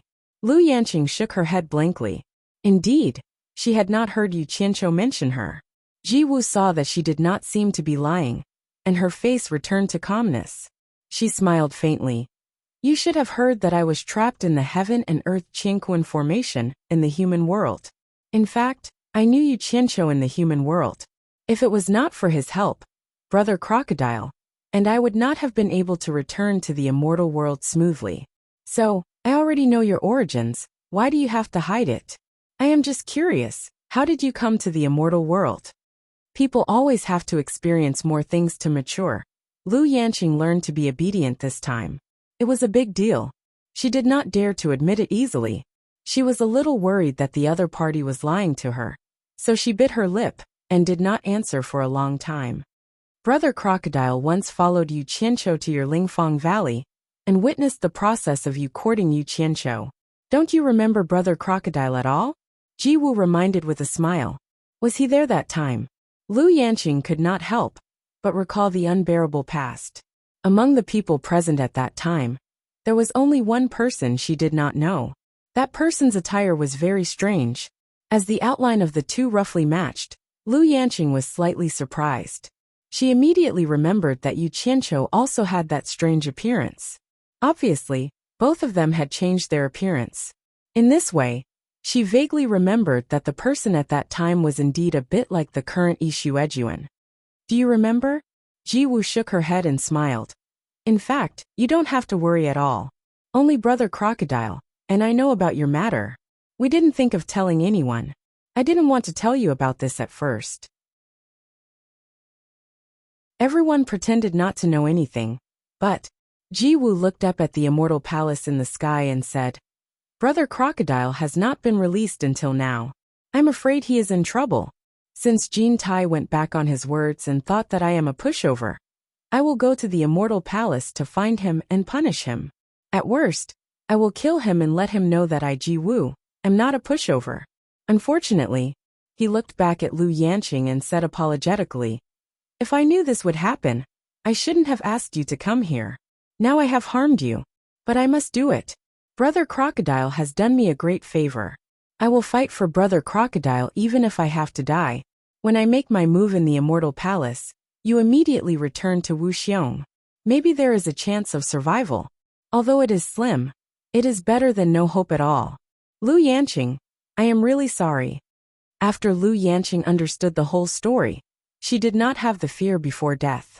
Instead, she seemed to be unusually calm, not as frightened as before. She smiled faintly and said, "I have been implicating others all my life. As long as I can no longer implicate others, so what if I die?" As she smiled, 2 crystal tears fell from the corner of her eyes, leaving 2 wet marks on her cheeks. Her eyes were confused, and no one knew what she was thinking of. "Silly woman, are you thinking of him again?" Ji Wu pulled up the white palace veil and raised her hand to touch her face. She helped her wipe away the tears, thinking that she was thinking of Yu Qianqiu before she died. Then she smiled and comforted. "It is good for a woman to have a man that she can miss. Speaking of which, I promised to marry Jin Tai this time. I wanted to let Jin Tai force Yu Qianqiu to come on the day of the wedding." Lu Yanqing asked with tears in her eyes, "Why?" "I heard that he is talented, and the songs he makes are very good." Ji Wu threw away her cold and noble temperament and giggled. "Since I have wronged myself, can't I find someone to vent my anger on? I have to ask him to compose a song for me as a gift for my wedding." Lu Yanqing suddenly smiled through her tears. Just as she was about to say something, she saw Ji Wu suddenly look up at the sky. Following her gaze, she saw a stream of light coming directly from the Immortal Palace, and then landing in the courtyard. A skinny old man with white hair tied behind his head glanced at the two of them. He was carrying a person in his hand. It was the unconscious Yi Xuejun. Chapter 952. Brother Yi, Ji Wu exclaimed, but Yi Xuejun did not react at all. Ji Wu pointed at the person with sharp eyes. Ngao, what did you do to him? The person was Ngao. His status in the Immortal Palace was not to be underestimated. He was the commander of the law enforcement guard that deterred the entire Immortal Realm. The Immortal Palace Law Enforcement Guard was the #1 thug in the Immortal Realm. His cultivation had reached the middle stage Immortal Emperor. He never appeared in the outside world easily. Once he suddenly appeared in a sect, the sect would be frightened. His appearance usually meant that a sect was about to be exterminated. It did not mean that other sects were no match for him. But his law enforcement guard had many masters. He controlled a large number of the most powerful masters in the Immortal Palace. His strength was quite terrifying. He was the primary force of the Immortal Palace to deter the entire Immortal Realm. In the Immortal Realm, wherever there was a person who disobeyed the orders of the Immortal Palace, they would be there. Ngao was in charge of the law enforcement guard. Naturally, he was one of the most trusted people of Immortal Emperor Jin Tai. He was extremely powerful in the Immortal Realm. Wherever he appeared, it usually represented Immortal Emperor Jin Tai, who in the Immortal Realm was not afraid of him. Ngao looked at Ji Wu expressionlessly. His eyes were as cold as lightning. In the entire Immortal world, there were very few people who dared to shout in front of him. If it was in the past, there was no need for him to give her face. But now things were different. After a moment of silence, Ngao finally replied, Immortal Empress, he insulted the Immortal Emperor. If it were not for Immortal Empress, he would have been dead. This subordinate merely made him shut up. After expressing his respect, he waved his hand at Yi Xuejun, who had fainted on the ground. Yi Xuejun suddenly woke up. Brother Yi, are you okay? Ji Wu hurriedly went to help Yi Xuejun, who was staggering to get up. She took the opportunity to check if he was injured, and suddenly found that Yi Xuejun's cultivation was all sealed. Ji Wu immediately patted Yi Xuejun's back a few times, but found that the seal could not be undone. She immediately turned back and said angrily, Ngao, unseal him. I can't do anything about it. The seal on his body was personally made by the Immortal Emperor. I can't undo it. Ngao slightly clasped his hands together and said, This subordinate advises Immortal Empress not to act rashly. You also know the Immortal Emperor's methods. If you act rashly, you might even hurt him. Ji Wu was so angry that she didn't know what to say. Immortal Queen? Yi Xuejun, who had woken up, grabbed her hand and asked sternly, Ji Wu, did you agree to that cold-blooded and heartless beast? When Ngao heard this, he immediately warned, Brother Crocodile, leave some leeway in your mouth. Don't make yourself uncomfortable. Air Xuejun turned around and shouted angrily, I don't need you to teach me what to do. Remember this, being Jin Tai's lackey will not end well. I am an example. Sooner or later, you will suffer retribution. Brother Crocodile, you don't have to worry about it. You should take care of yourself first. Ngao knew that it was meaningless to continue talking to him, so he left with a cold snort. Brother Crocodile, did they do anything to you? Ji Wu supported him and asked. Yi Xuejun looked at her with a miserable face. He shook his head and said painfully, You are confused. It's not worth it for me. He naturally understood that the reason why Ji Wu agreed was that Jin Tai used him as a hostage. I really have no way out. Ji Wu's eyebrows were filled with helplessness. She smiled bitterly and said, What's more, he promised me that he would let you go.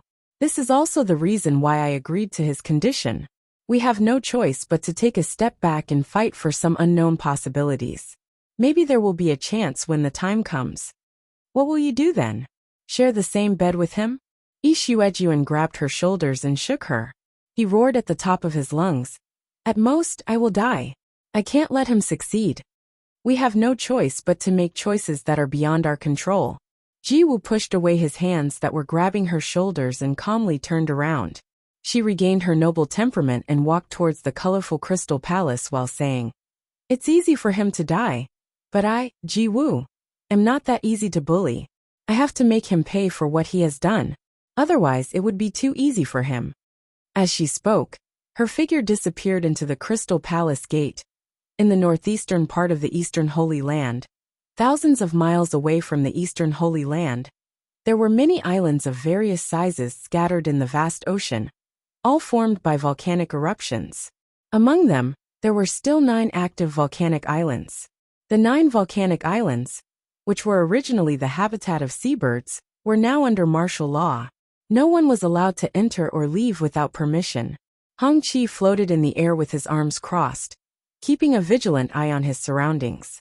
Under his master's orders, he had gathered more than 8,000 alchemy cultivators from the cultivation world on these islands and started concocting pills. The recipe for the Great Limit Break pill had been distributed to everyone, but the names of the immortal herbs and the effects of the recipe were hidden from everyone, so no one knew what pill they were making.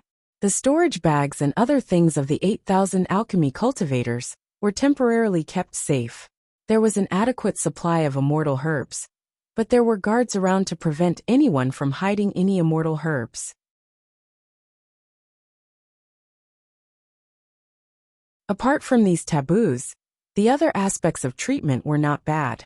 Hong Chi announced to them that after completing the refining task, each person would receive a reward of 100 million upper-grade spirit stones.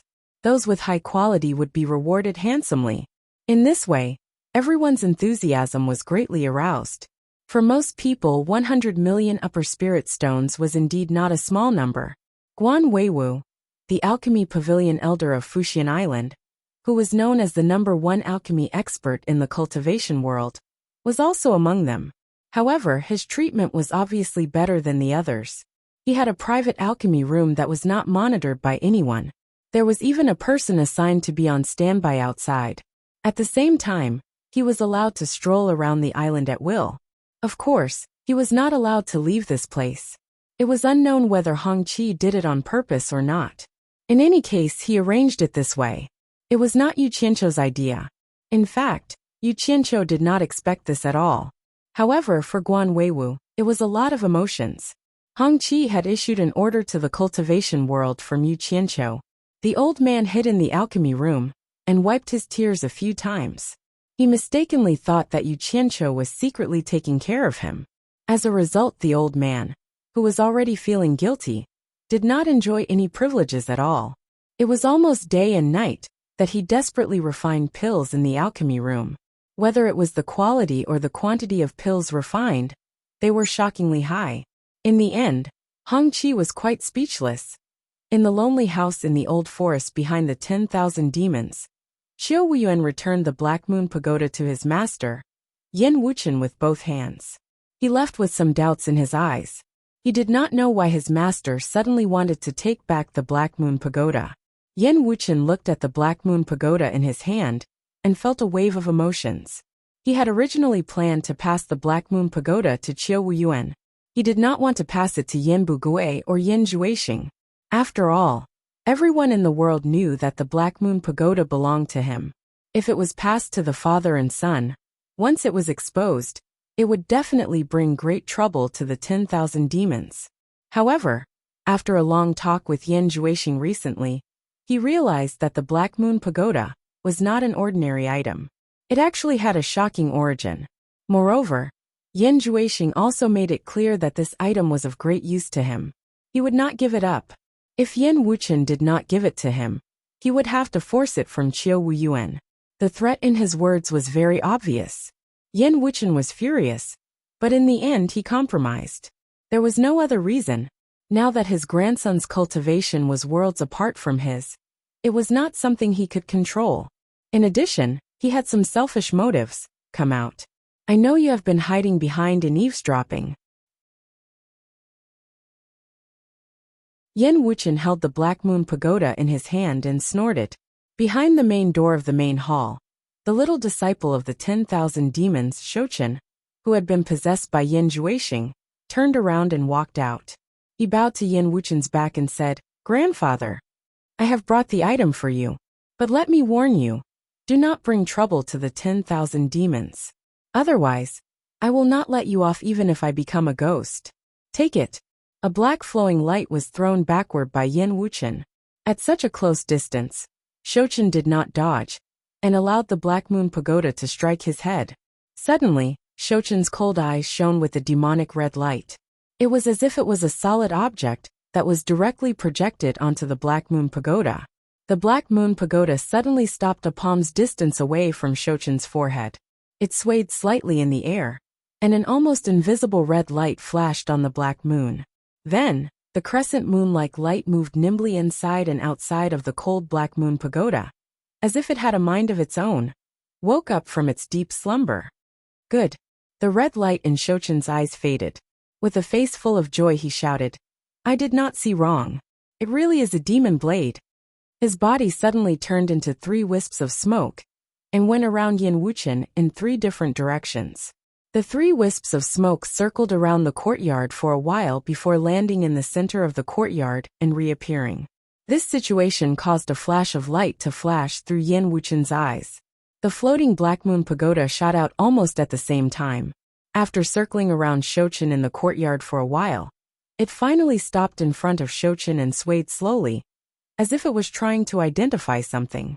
Under Yin Wuchen's gaze, Shouchen bit the tip of his finger and drew a blood talisman in the air. Then, he quickly made a series of messy finger seals and shot a spell at the blood talisman floating in the air. The blood talisman immediately shone with a red light, and then suddenly shrank into a ball of blood light. As Shouchen slapped at the blood light, he shouted, "Great demon god technique. Now is the time to return. Recognize me as your master." The blood-red light flashed and disappeared in an instant, drilling into the floating Black Moon Pagoda. In an instant, the Black Moon Pagoda trembled violently. A low demonic sound came from the trembling blade, as if a demon that had been sleeping at the bottom of the abyss for countless years was about to awaken. Suddenly, a strong blood-red light burst out from the Black Moon Pagoda. The light shot up into the sky, illuminating the entire courtyard and the forest outside in a bright red light. An overwhelming majestic aura rushed out in all directions like an avalanche.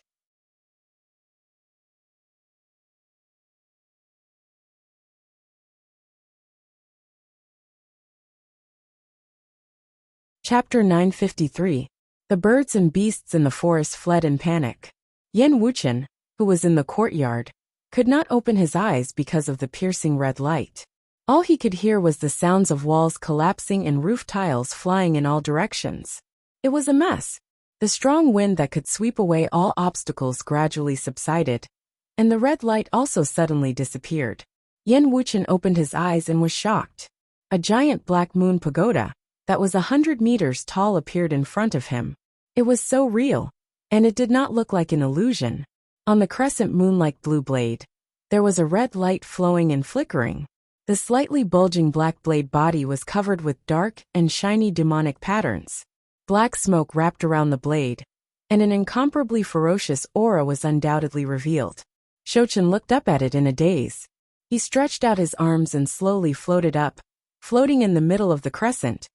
Yin Wuchen suddenly woke up from his shock. He quickly looked around and shouted angrily, "Bastard! What are you trying to do?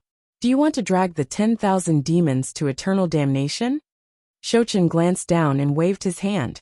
The black crescent rotated and shrank rapidly, flashing along with his figure. After landing, the Black Moon Pagoda had returned to its original appearance.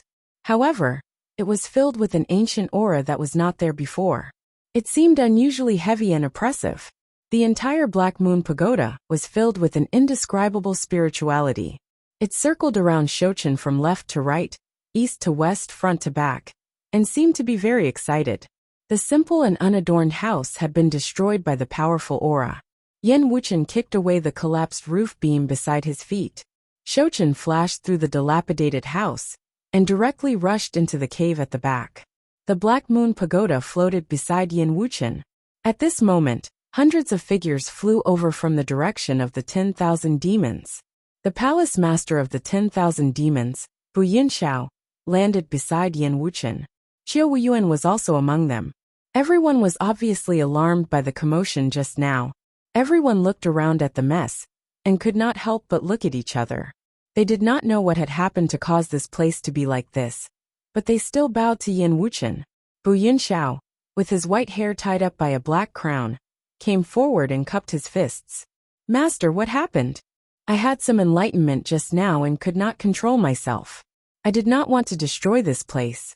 Yan Wuchen waved his hand at everyone and said indifferently, You are all busy, not an idle person like me. Go back. I have nothing to do here. Everyone was a little shocked when they heard that. Just now, they all felt that majestic and unparalleled aura. They didn't expect that it was actually the old sect leader's cultivation. It was a little too shocking. Many people caught a glimpse of the enlarged version of the Black Moon Pagoda, and couldn't help but glance at the floating Black Moon Pagoda beside Yan Wuchen. They were all secretly trying to figure something out. Bu Yinxiao looked around and respectfully said, Then we won't disturb Master's cultivation any longer. Disciple will immediately send someone to repair this place after we return. Yan Wuchen nodded slightly in acknowledgement. Everyone bowed and flew back to where they came from. After everyone left, the Black Moon Pagoda beside him rushed into the cave at the back of the mountain with a whoosh. He glanced around and then also rushed into the cave. Man Hu and the others in the cave were like birds startled by the mere twang of a bowstring. They were startled by the commotion outside. Before Shouchen could ask anything, Yan Wuchen dashed in and shouted, Bastard! What do you want? Do you want to deliberately cause trouble for my old bones? Shouchen smiled faintly, and did not take it seriously. He raised his hand and stroked the Black Moon Pagoda floating beside him. He said to himself, The current Yu Qianqiu is really powerful. He can actually command the world, and become the world's #1 master. Then he looked around and asked, What do you think he is planning by gathering all the alchemy cultivators in the world? Man Hu and the others shook their heads. They had been trapped here for a long time, and did not know what Yu Qianqiu wanted to do. They could not help but look at Yan Wuchen. If there was anyone here who might know what Yu Qianqiu wanted to do, it was Yan Wuchen. Who cares what he is planning? The current Yu Qianqiu's power covers the entire cultivation world. He is not someone you can afford to provoke. So behave yourself and don't think about provoking him again. Yan Wuchen shouted sternly. Shouchen smiled and did not say anything. He knew that his grandfather was very conflicted. He hoped that he could compete with Yu Qianqiu, but he was also afraid that he would not be a match for Yu Qianqiu. In the end, he would not only harm himself, but also implicate the 10,000 demons. After Yan Wuchen left, Shouchen waved his sleeve and put away the Black Moon Pagoda. He then strode outside. The others felt that something was wrong. Yan Bugui shouted from behind, Xing, what are you going to do? Shouchen stopped in his tracks and turned to look at the few of them. He said confidently, With my current cultivation and the Devil Blade, I can go anywhere in the world. Moreover, I can't just watch as Yu Qianqiu grows stronger. The meaning of his words was very clear. He wanted to settle the score with Yu Qianqiu. Man Hu immediately said anxiously, Junior brother, didn't you say that with your current cultivation, you can open the passage to the demon world once you get the Devil Blade? Why don't you open the passage to the demon world first, and get strong reinforcements before annihilating Yu Qianqiu and all his forces? Isn't that appropriate? He had suffered losses at the hands of Yu Qianqiu time and time again. Now he was afraid of Yu Qianqiu. Although Yan Zhuixing's cultivation had reached the soul formation final stage, he was still afraid of his master Bing Qingzi. Open the passage to the demon world? Shouchen's eyes flashed fiercely. Do you really think that the people in the demon world will be grateful to us after we open the passage to the demon world? I'm afraid we are no different from ants in their eyes. It's not realistic to expect others to take revenge for us. I have to settle the grudge between me and Yu Qianqiu with my own hands. Otherwise, I won't be able to vent the hatred in my heart. As for opening the demon world, We have to wait until we have enough power in the human world. That's why we have to get rid of Yu Qianqiu, who is a stumbling block in the human world. Then the devil realm, the immortal realm, and the underworld. I want to trample them all underfoot. I want to be the eternal ruler of the three realms. As soon as he said those ambitious words, everyone was dumbfounded. As his father, Yan Bugui swallowed his saliva with difficulty. Xing be careful. Haste makes waste. Father, don't worry. I won't make the same mistake as last time. Shouchen gritted his teeth. I really underestimated that guy's ruthlessness last time. This time, I will be careful. I'll grab his weakness and kill him in one fell swoop. The last time he was talking about was the time when he held Lu Yanqing and the others hostage in the Spirit Fong Valley. Who knew that Yu Qianqiu did not care about the lives of Lu Yanqing and the others, and still tried to kill him, to the point that his soul almost flew away. They knew him too well. They knew that once he made a decision, there was no point in trying to persuade him. Yin Bugui sighed. Find a chance to see your mother and sister. See if they're doing well. I'm sure they've been worried about us. Shouchen paused and seemed to recall something. After a long silence, he said slowly, after we leave this place, I'll go to the 100 Flowers Palace. You guys wait here. I believe it won't be long before we don't have to hide anymore. With that, he turned around and left. Unexpectedly, as soon as he walked out of the cave, he saw Yin Wuchen slowly turning around.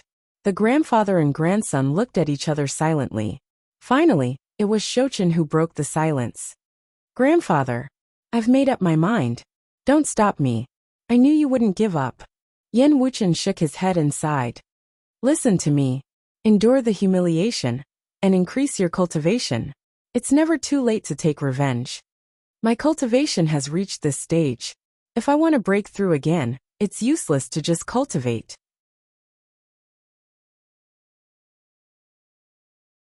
I need to combine movement and stillness, Shouchen explained. Sigh. I can't stop you either. But remember, don't involve the 10,000 demons until the outcome is decided. The 10,000 demons only owe us a favor. They don't owe us anything. Even if you fail, maybe the 10,000 demons can be your escape route. Yen Wuchen didn't look at him anymore. He waved his hand and gestured for him to leave. Shouchen bowed.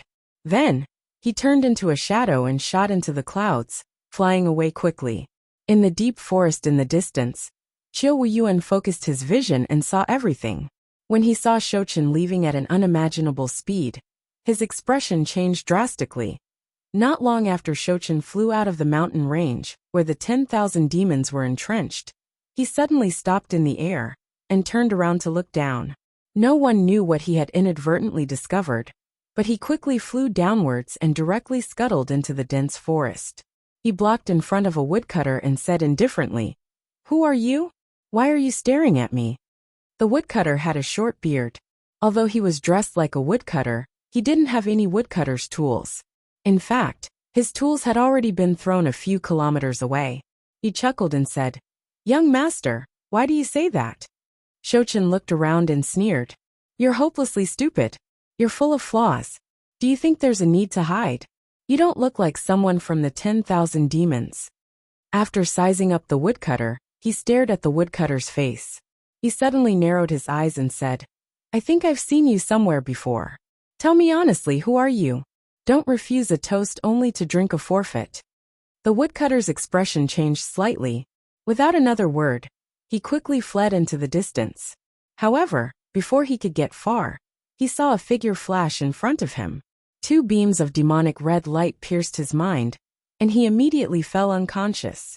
"You dare to show off in front of me with just this bit of ability?" Shouchen sneered. "Who are you, and what are you doing here?"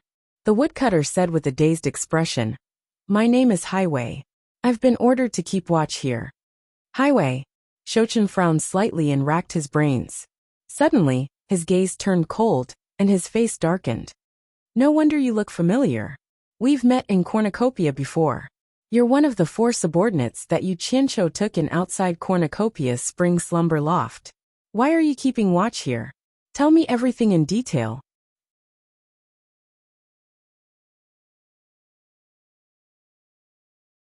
Chapter 954. After listening to Hai Wei's story, Shouchen suddenly laughed hysterically and said, "You Qianqiu, oh you Qianqiu, you Qianqiu, you really don't give up on killing me. You're actually on guard against me to such an extent. Are you afraid of me? Are you afraid of me? Haha." It turned out that during the battle at Lingfang Valley, Yan Juixing's death had provoked Yu Qianqiu's deep fear. However, after using all his forces to search the entire cultivation world, he couldn't find any traces of Yan Juixing at all. Yu Qianqiu couldn't figure out whether Yan Juixing was dead or not because the demonic technique was too evil. Coupled with the disappearance of Man Hu and the others from Snowy Mountain, Yu Qianqiu immediately felt a huge knot in his heart. Yu Qianqiu had a strong feeling that this matter was definitely not over. But he really couldn't find Yan Juixing. He couldn't give up eating for fear of choking, and do nothing for Yan Juixing. In the end, after repeatedly thinking about it, he came to a conclusion. Yan Juixing was already hated by everyone in the cultivation world. Most people wouldn't dare to help him unless they wanted to die. As a result, 10,000 demons, and Baihua Palace immediately became his main suspects.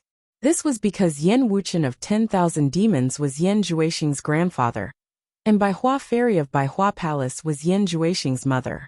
In the entire cultivation world, if there were people who would dare to risk their lives to help Yan Juixing, it would definitely be these two. After thinking about it, in order not to make too much noise and alert the enemy, Yu Qianqiu sent out his more reliable confidants, and had Hai Wei and Mo Xiaojun keep watch outside of 10,000 demons. They would keep an eye on the back of the mountain where Yan Wuchen lived. If they found any suspicious people or things, the two of them would immediately inform the Hong Gang and Qing Gang. Hong Qi and Gu Qingyuan would immediately use all their power to thoroughly investigate the clues. As long as there was a little evidence that the 10,000 demons were related to Yan Juixing, Yu Qianqiu would mercilessly launch a devastating attack on the 10,000 demons. He would find Yan Juixing even if he had to scrape the ground. Similarly, Yu Qianqiu didn't let the Flower Palace off either, and he sent Amano and Li Qiuxiang to monitor them in secret. Not many people knew about this. Other than Yu Qianqiu, there were only these four people, Hong Qi and Gu Qingyuan. Originally, Yu Qianqiu wanted to directly destroy the 10,000 demons and the Flower Palace, so that Yan Juixing would have nowhere to hide. However, considering that the demonic art was too strange, he wasn't very confident that he would be able to find Yan Juixing, so he left these two sects as bait. He didn't believe that Yan Juixing could rise again without any support, so he had to find a trustworthy foothold. It could be said that leaving these two sects was to not waste a lot of manpower and resources to search blindly. This kind of setup had to be said to be far-sighted, and he had accidentally encountered it. Yan Juixing didn't even know what was going on. He really resurrected with Yan Wuchen of the 10,000 demons. However, things were always unpredictable. Hai Wei didn't think that Yan Juixing's cultivation level had already reached the soul formation late stage. He was immediately discovered by Yan Juixing as soon as he revealed a bit of information. Yan Juixing immediately figured out the ins and outs of the matter with the power of his magic eye. "You're saying that there are two more people watching the Flower Palace?" Shouchen asked in a deep voice. "Yes," Hai Wei replied respectfully. Shouchen immediately gritted his teeth. While he hated them, he couldn't help but admire Yu Qianqiu. He had come out this time to go to the Flower Palace, but he didn't expect that he had already fallen into Yu Qianqiu's trap. This guy was really terrifying. If he didn't get rid of him as soon as possible, it would be a huge problem. If he hadn't accidentally discovered Hai Wei, he would definitely have rashly barged into the Flower Palace because he had changed his appearance. "Where's the other guy who's watching over the 10,000 demons with you?" Shouchen shouted. Hai Wei pointed into the distance and said, "Young Lord Mo is over there. He and I are each watching an area that people rarely pass by." Yu Qianqiu said that most people who do sneaky things don't dare to do it openly. They can only sneakily take small paths. "Anyone that we meet is suspicious. Don't let any of them go. We have to investigate them thoroughly." That B** starred is talking about himself, right? Shouchen was furious. He didn't expect that he would be angered by Yu Qianqiu before he even saw Yu Qianqiu. He suddenly had a thought that he might have a bad start again. He immediately became vigilant. He felt that this guy was too scary. He had to be more careful this time. After calming himself down, he asked indifferently, "Do you know where Yu Qianqiu is now?" "I don't know. I haven't seen him for a long time. If anything happens, I directly inform the people from the Green Gang and Hong Gang," Highway replied. "Hee. The Green Gang and Hong Gang are Yu Qianqiu's lackeys." Shouchen suddenly looked into the distance and sneered. "Yu Qianqiu, it's time for us to have a showdown. What you've given me, I'll give it back to you 10 times, 100 times more. Continue to monitor here. Pretend that you've never seen me." After saying this to Highway, he quickly flew toward the place where Mo Xiaojun was hiding. Now that he had a rough idea of his target, he could easily lure Mo Xiaojun out with his cultivation. After taking control of Shou Chun made some inquiries, and the information he obtained was similar to what Highway had said. Regarding Yu Qianqiu, the two only knew some things that happened in Cornucopia, and they were all unimportant things, which made Shou Chun very depressed. In the back mountain of the 100 Flowers Valley, Tianyi flew to a remote place. His palms formed a trumpet and made a cuckoo-cuckoo sound. There was movement in the ancient trees not far away. Li Qiuxiang flew over and looked at Tianyi strangely. "Why are you here now? What's the matter? Your man misses you. Can't I come over to see you?" It was not Tianyi's voice. Tianyi did not speak. The voice came from behind. Li Qiuxiang was shocked. She suddenly turned around, but what she saw were 2 demonic red lights that pierced her heart. In the 100 Flowers Valley, Shouchen strolled toward the mountain gate of the 100 Flowers Palace. He looked around and could not help but sigh. Previously, he was like a rat on the street that everyone wanted to beat up. He did not dare to return even if he had a home. This time, if he had not changed his appearance, it would probably be inconvenient for him to return. Thinking that all of this was caused by Yu Qianqiu, he could not help but grit his teeth. "Halt!" The 2 disciples guarding the 100 Flowers Palace flashed out. They pushed their palms at Shouchen and shouted, "This place is not for trespassing. Report if there's anything. If there's nothing, leave immediately." Shouchen was stunned. Only then did he remember that he was no longer the young palace master, who could enter and leave the 100 Flowers Palace at will. However, since he dared to come so brazenly, he naturally prepared an excuse. He cupped his hands and said, "I'm a serving disciple under consecrated Yen of the 10,000 demons. This time, I'm here to visit the 100 Flowers Palace master under the orders of the ancestral master. I have something to tell you. Please report it." After the Yin clan's father and son caused a ruckus all those years ago, Supporting Immortal Island had seized the opportunity to eliminate all the disciples related to the Myriad Devil Palace. It could be said that Supporting Immortal Island had seized the opportunity to take control of the Flower Palace. Hearing that it was a disciple of the 10,000 demons, the disciples guarding the gate shouted angrily, "Our palace master does not want to see anyone from the 10,000 demons." Shouchen's expression changed. With his cultivation, he could easily barge into the 100 Flowers Palace, but he was afraid that there would be scouts sent by Yu Qianqiu in the surroundings. He was afraid that he would attract unnecessary trouble. So he came openly, but he still ran into trouble. At that moment, someone called out from inside, "Let him in." The voice was as pleasant as an oriole. Shouchen looked up, and his expression eased a lot. It was none other than his younger sister, Yin Zixia. Actually, Bai Hua Fairy and her daughter did not want to see anyone from the 10,000 demons. Otherwise, the Supporting Immortals Island would not have been able to control the 100 Flowers Palace so easily. However, Yin Zixia, who happened to pass by, recognized this Shouchen. She knew that he was someone who had been serving Grandpa for a long time, and had never seen the 10,000 demons. Since he suddenly appeared here, there must be something important, so she let him in. Yin Zixia curiously looked at the approaching Shouchen and asked, "Shouchen, why are you here instead of staying by Grandpa's side?" "Greetings, young miss." Shouchen reluctantly bowed and said, "Founding Master told me to pass a message to the Baihua Palace Master." Ah. Yin Zixia didn't think much of it and nodded. Then come with me. She then led Shouchen into the Hundred Flowers Palace. Inside the Hundred Flowers Palace, the famous beauty of China's cultivation world already had some white hair on her temples, causing Shouchen, who was standing below, to feel a bit worried and forgot to bow. Bai Hua Fairy's elegance didn't diminish as she sat on the highest seat in the hall, observing Shouchen below and frowned. If you have something to say, then say it. Shouchen regained his senses, looked at the maids around him, then knelt down and kowtowed. This junior greets the palace master. Greets the palace master. Seeing him bowing so respectfully, Bai Hua Fairy was a bit surprised, but after a bit of hesitation, her expression became a bit more friendly as she raised her hand. No need to be so polite, just say it. Shouchen looked up. This junior brings a private message, but he sent his voice. Palace master, please leave. Founding master told me to bring news of the young palace master. Hearing that, Bai Hua Fairy's expression changed, but quickly returned to normal, glanced around and waved her hand. All of you leave. Zixia, you also leave. Yan Zixia was a bit surprised, but still obediently left with the maids.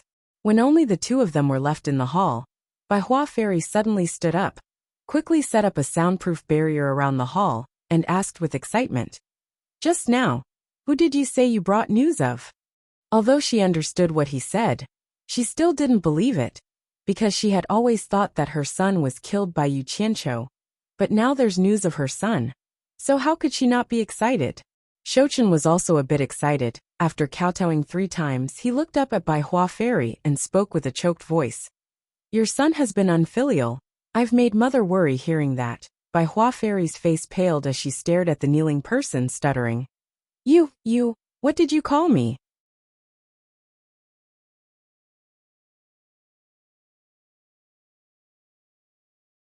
Chapter 955. Your son was heavily injured after a fierce battle with that traitor named Yu in Spirit Fong Valley. I almost lost my life. Luckily Grandpa took me in and saved my life. Shouchen immediately knelt down and told his mother the gist of what happened. He was very confident in his mother, not worried that Bai Hua Fairy would leak the secret. Then he said, Before I left, father specifically told me to come and see if mother and sister are doing well. Bai Hua Fairy felt like she was struck by lightning, stunned on the spot, still in disbelief. You said you're Xing heir? No, that's impossible. You can change your appearance, but your height. The body possession thing was too strange. Even Yan Juexing himself was shocked by it. So he didn't tell Bai Hua Fairy about it. Shouchen stood up straight. Your son has practiced a divine martial art. Changing my appearance is nothing to me. Just wait for me to restore my appearance for mother to see. Saying so, he clapped his hands together, putting his index and middle fingers together in between his eyebrows, shouting, Appearance is born from the heart, return my true body. A wave of black killing intent came out from his body, enveloping his entire body. A series of cracking sounds could be heard. When the black fiend was absorbed back into his body, Yan Juexing's original appearance was revealed in the hall, wearing a smaller set of clothes. Bai Hua Fairy had never seen such a strange thing before, so shocked that she couldn't say anything. After a while, she slowly walked down from the high seat, staring at Yan Juexing and asked, Are you really my Xing heir? You really didn't die? I remember when I first started cultivating, mother brought me to the rooftop to look at the stars in the night sky. You said that the Xing in my name is the same as the stars in the sky.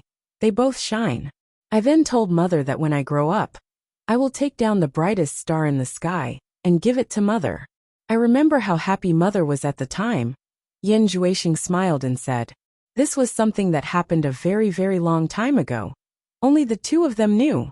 In an instant, Bai Hua Fairy's eyes became misty as she rushed forward and embraced Yan Juexing, speaking emotionally. You really are my Xing heir. You really aren't dead. Mother, don't worry. That traitor surnamed you won't be able to kill me. Yan Juexing gritted his teeth and said, I came back this time to settle the score with him.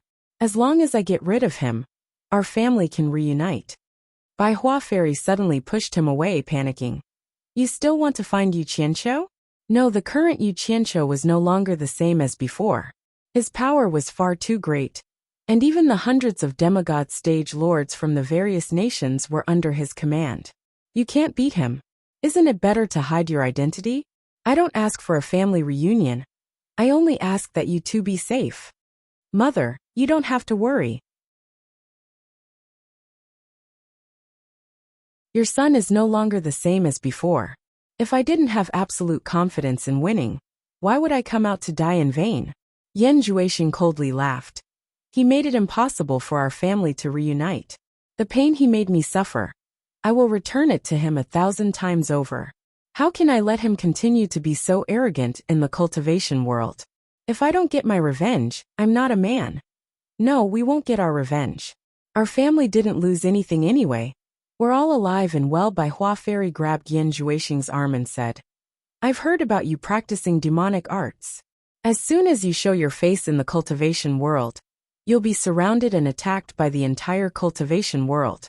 I can't even imagine that. Mother, I really don't want to suffer the pain of losing my son anymore. Yan Juexing scowled. Surrounded and attacked? With just them? They're nothing but a bunch of fence-sitters. They'll listen to whoever's fist is stronger. As long as I kill that traitor surnamed you, who else would dare to come and die? No, even if you don't think for yourself, you have to think for your little sister. Bai Hua Fairy didn't let him off the hook. Little sister? What does this have to do with her? Yan Juexing scowled. Bai Hua Fairy powerlessly shook her head. When Yu Qianqiu was still cultivating on Fuxian Island, he had already met your little sister. The two of them were originally in love with each other. The only difference was that they were going to marry each other. But then because of the grudge between you and Yu Qianqiu, your little sister's heart was broken. When she found out that you were killed by Yu Qianqiu, your little sister would often cry in secret. The two of you kept fighting. The one who was hurt the most was your little sister. One was her own brother. The other was someone she liked. What would your little sister do? I can tell that your little sister still likes him. Even if you can win against Yu Qianqiu, what would your little sister do after you kill Yu Qianqiu? Do you want her to wash her face with tears every day? Yan Juexing was stunned. Not even in his dreams could he imagine that Yu Qianqiu would seduce his little sister. In fact, ever since Yu Qianqiu cut off his love with the brilliant sword, he didn't put this matter to heart. He didn't know that the female lead of the story would be so infatuated that the story would become so melodramatic. If he had to blame something, he could only blame his dirty hands at the time. He shouldn't have touched Yan Zixia so carelessly. For some women, as long as you don't cross the line, there won't be much of a problem. But once you cross a certain line, it'll be very troublesome. Coincidentally, Yan Zixia was this kind of woman, deeply rooted in love. Bastard, despicable. Yan Juexing was so angry that his body trembled. He didn't expect Yu Qianqiu to make a move behind his back and take advantage of him first. He was so angry that his eyes faintly emitted red light. He gritted his teeth and said, Mother, don't be naive. Maybe sister has feelings for him. But that guy is not a good person. Even if I let him go, he won't let me go. You probably don't know that. He's already placed people around Bai Hua Palace. As soon as I show up, he'll kill me. I guarantee that no matter who pleads for me, he won't let me go. Saying so, he clasped his hands together and shouted, Appearance comes from the heart. Borrow my avatar. A black fiend appeared and covered his entire body, followed by the sound of bones cracking. When the black fiend retracted, he returned to his usual appearance, turned around and left. Bai Hua Fairy hurriedly grabbed him again. What are you trying to do? Can't even I talk to you? Unexpectedly, a gust of wind pushed her back a few steps. Yan Juexing suddenly turned around. That animal dared to play with my little sister's feelings. I definitely won't let him go. I'll give him a taste of his own medicine. Just wait until I've also played with his woman. Then I'll let him have a taste of what it's like. Don't worry, Mother, it's better to get the pain over with. After I kill him, as time passes, my little sister will naturally walk out of the shadow. Do you want your little sister to hate you for the rest of her life? Bai Hua Fairy shouted. Hating me for the rest of my life is better than falling in love with someone you shouldn't love and being sad for an outsider. Yan Juexing casually formed a hand seal, freezing Bai Hua Fairy in place. only regaining her senses after Yan Juexing left about a minute later. After the relationship between the four major clans, and Bai Changchun was exposed, their status in the cultivation world had suddenly increased.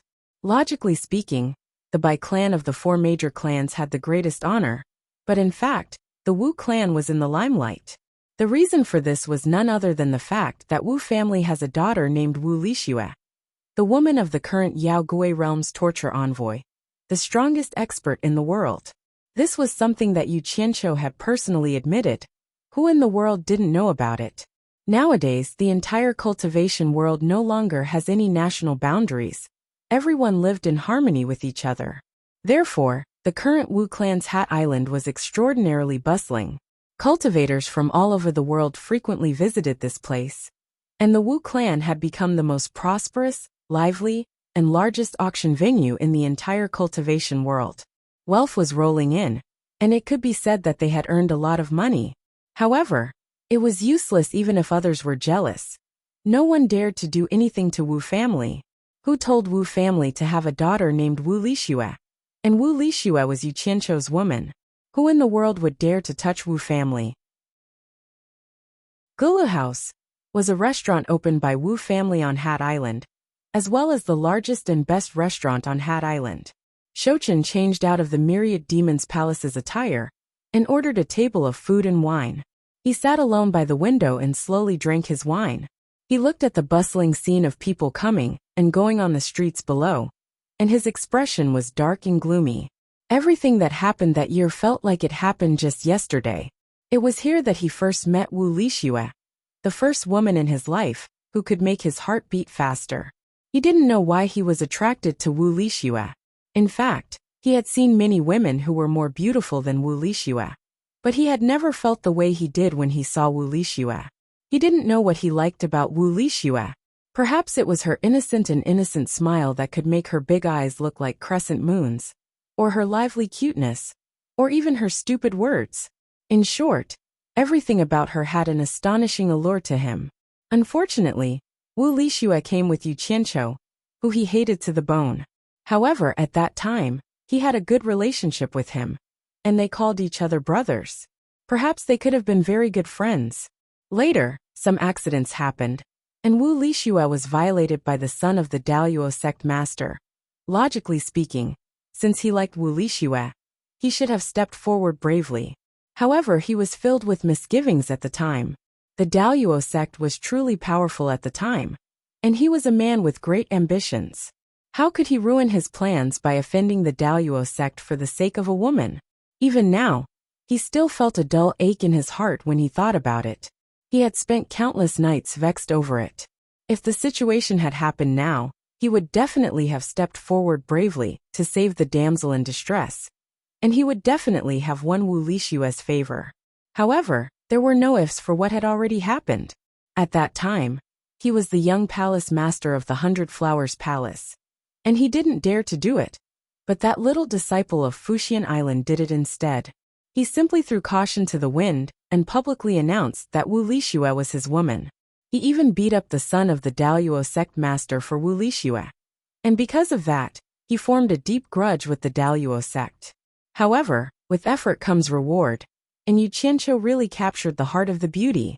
Wu Lixue had a good impression of him on the spot, and he could see it from the shy look in Wu Lixue's eyes when she looked at Yu Qianqiu at that time. Her shy look cut into his heart like a knife, and he wished that he could go back in time and let the situation repeat itself. He would definitely stand up for Yu Qianqiu and stand up for her. However, a missed opportunity was a missed opportunity, and it was impossible to go back in time.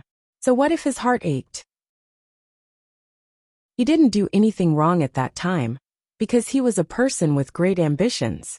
No matter what, his actions were more rational than Yu Qianqiu's.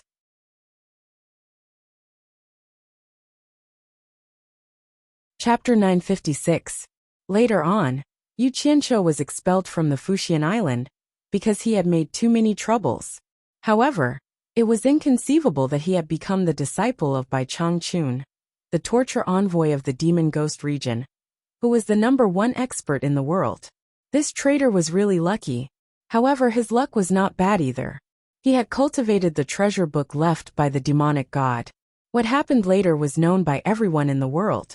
He and Yu Qianqiu had become mortal enemies. However, he had failed several times when they fought against each other. However, this was not what made his heart ache the most. What made his heart ache was that the two of them had turned the act into reality. Wu Lixue had truly become Yu Qianqiu's woman. Even so, when he fought against Yu Qianqiu, he had never thought of hurting her. But that traitor Yu Qianqiu had actually made a move against his younger sister. This was truly unbearable. Since he couldn't obtain her, then he, Yu Qianqiu, shouldn't even think about obtaining her. Lady Wu. Lady Wu. Madam Yu. The flattering noises on the street made Shouchen come back to himself. Shouchen's pupil shrank suddenly. He looked at the crowd on the street. 4 or 5 young ladies in the Wu clan's clothes were chattering and protecting a lady who had a pet crow on her shoulder. That lady was Wu Lixue. A group of young ladies were high-spirited. Because of Wu Lixue, they enjoyed the respectful gazes of the people on both sides and walked into the Gulu house. The crowd on the street became bustling again. Many ladies from different sects looked back at the Gulu house enviously from time to time.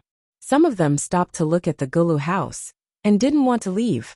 Their facial expressions kept changing, as if they were imagining something. Maybe they were imagining how great it would be if they were Yu Qianqiu's woman. Lady Wu, you are here. Amidst the waiter's compliments, a series of footsteps came up the stairs. 5 to 6 women appeared in Shouchen's sight. Wu Lixue was still the same as before. Time had not left any traces on her face, but there seemed to be a hint of sadness between her brows. She no longer had the innocent smile she used to have. This made Shouchen's heart clench slightly. It seemed like she did not have a good life with Yu Qianqiu. Wu Lixue's clear eyes glanced at Shouchen, but she didn't pay much attention to him. Then, under the guidance of the waiter, the group of ladies entered the private room facing the river. After the waiter came out, the girls sitting around the table immediately chattered. Then the door closed, and Wu Lixue, who was sitting in the middle, disappeared behind the door. However, with Shouchen's hearing, he could tell that the girls were talking about Wu Lixue. Yu Qianqiu's name kept popping up. Shouchen raised the wine glass to his lips, forgetting to drink. He looked at the closed door absent-mindedly. Later, when the waiter served the dishes, the door closed several times, and he saw Wu Lixue several times. Wu Lixue seemed to sense that someone was looking at her. She also looked curiously at him, who was sitting alone by the window outside. She felt like they had met before, but at the same time, she didn't know him. The crow on Wu Lixue's shoulder had its eyes closed most of the time. It would open occasionally, but it seemed to be dozing off most of the time. It didn't leave Wu Lixue's shoulder at all. After the dishes and wine were served, the door to the private room was gently closed by the waiter. It didn't open for a long time, and only the chattering could be heard from inside. Shouchen let out a soft sigh and drank the wine he had raised to his lips. When he refilled his wine, he realized that the wine in the flask had already been emptied. He called for the waiter to bring a few flasks of wine. When the waiter came down with the wine, he shook his head. He thought that this was another person drowning his sorrows in wine. This kind of person was common. Sister Lixue, Yu Qianqiu hasn't come to see you for so many years. What has he been doing? I don't know either. Sister Lixue, if Yu Qianqiu comes next time, you must bring us to see him. He, the #1 expert in the world. I heard that he's very powerful. So many people are afraid of him. Shouchen, who was drinking alone, suddenly froze. He suddenly turned to look at the closed door and narrowed his eyes. This conversation immediately attracted his attention. Immediately inside the private room, a group of ladies who acted like reserved ladies in front of outsiders had already revealed their true colors. They toasted each other and drank happily. Their aura wasn't any weaker than that of the men. Wu Lixue's innocent nature also broke out when she was in the mood to drink. The trace of sadness between her eyebrows turned into high spirits. She rolled up the sleeves of her hands, revealing a pair of white and tender arms that were like pink lotus roots. She happily joined the ranks of the people who were pouring wine into each other's mouths. It could be seen that this group of ladies had done such crazy things behind the backs of their elders. However, the crow suffered. It didn't seem to have a good impression of the wine. It jumped on Wu Lishua's shoulder and used its butt to express its protest to everyone. Miss Wu Lishue, do you want to know why Yu Qianqiu hasn't come to see you for so many years? Do you want to know where Yu Qianqiu is right now? Do you want to know what he's doing now? I'm Yu Qianqiu's friend. I just came back from Yu Qianqiu's place. If you want to know anything about Yu Qianqiu, I'll stay in the forest in the west for a short while before I leave.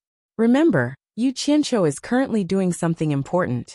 It's not convenient for too many people to know about it. It's best if you come alone quietly and don't alarm others. I won't wait for you if you're late. The sudden sound transmission caused Wu Lishue, who was having a great time, to be startled.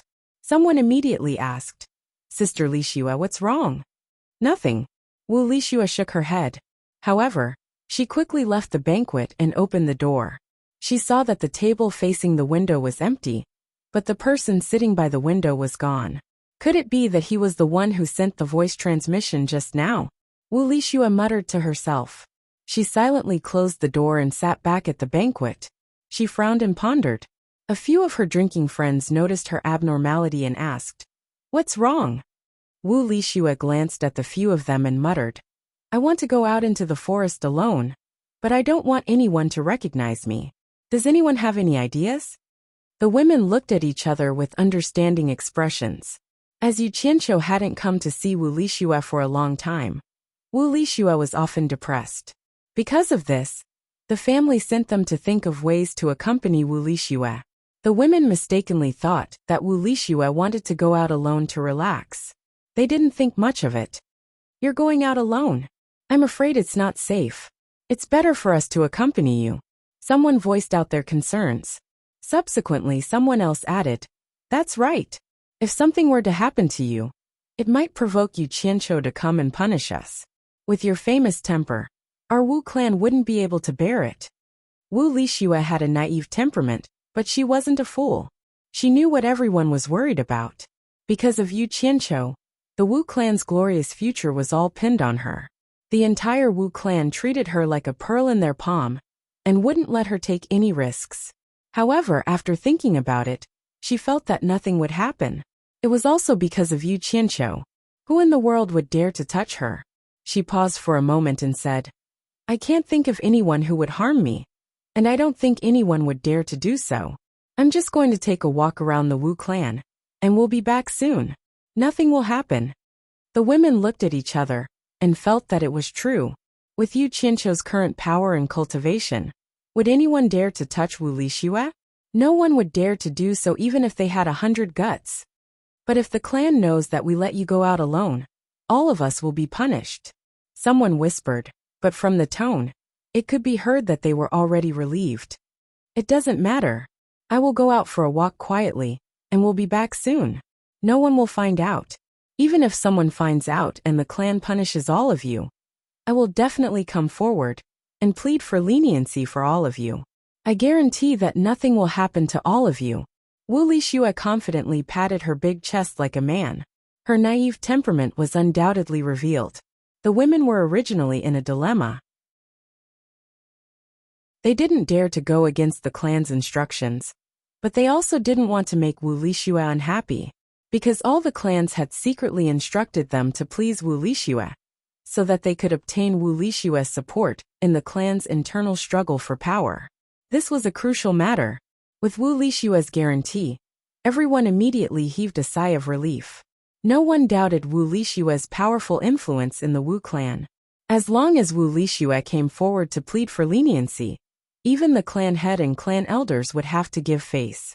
Most importantly, the women were extremely confident that no one in the world would dare to touch a single hair of Wu Lishue. In a situation where nothing happened, they could still make Wu Lishue happy. Why wouldn't they do it? But how can we not let others recognize you? A woman looked at everyone and asked, Does anyone know how to disguise themselves? The women shook their heads. Then, someone seemed to think of something and clapped her hands. She took out a white gauze hat from her storage bag and smiled. Just wear this to cover your face. Thank you. Wu Lishue's eyes lit up. Her naive and playful personality came out again. After receiving it, She immediately put it on her head and asked, "How is it? How is it? Can you recognize me?" The women's eyes focused on her impressive figure. They realized that although they couldn't see her face, her figure could be recognized by those who had seen her before. Wu Lixue followed everyone's gaze and looked at herself. She immediately pouted and understood. "I have a way." Another person happily clapped his hands and took out a black female shawl robe from his storage pouch. He handed it over and said, "You just need to wear this. With a veil on your head, no one will be able to recognize you." Wu Lixue took it and immediately tried it on. The women cheered after seeing it and confirmed that it worked. No one would be able to recognize her. However, there was still a slightly older person who was worried. "Younger sister Lixue, don't take too long. Go and come back quickly."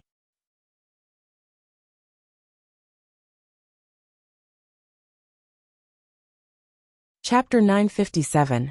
Wu Lixue immediately extended a finger from her black robe and wagged it playfully. "Just 2 hours. I will be back within 2 hours. Don't open the door and let others see that I'm not here. Continue to talk and eat. No one will know that I'm not here."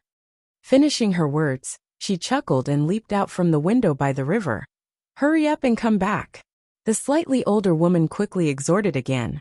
Seeing that Wu Lixue had disappeared, she sat down and shook her head with a sigh. "That man of hers.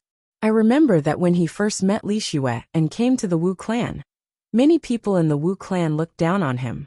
In the end, every time he appeared in the Wu clan, we realized that his cultivation was getting higher and his authority was getting heavier. Now his cultivation is #1 in the world, and his authority is monstrous. But he seems to be a little too busy. I don't know if Lixue is fortunate or unfortunate to be his woman. Anyway, it's no different from not having a man." Once this was said, someone immediately agreed. "That's right. Actually, to us women, being able to be with our man every day isn't necessarily a blissful thing. For those who fight and kill outside all day long. So what if they obtain the entire world?" Shui is a very good example. That Yu Qianqiu doesn't even have time to care about her.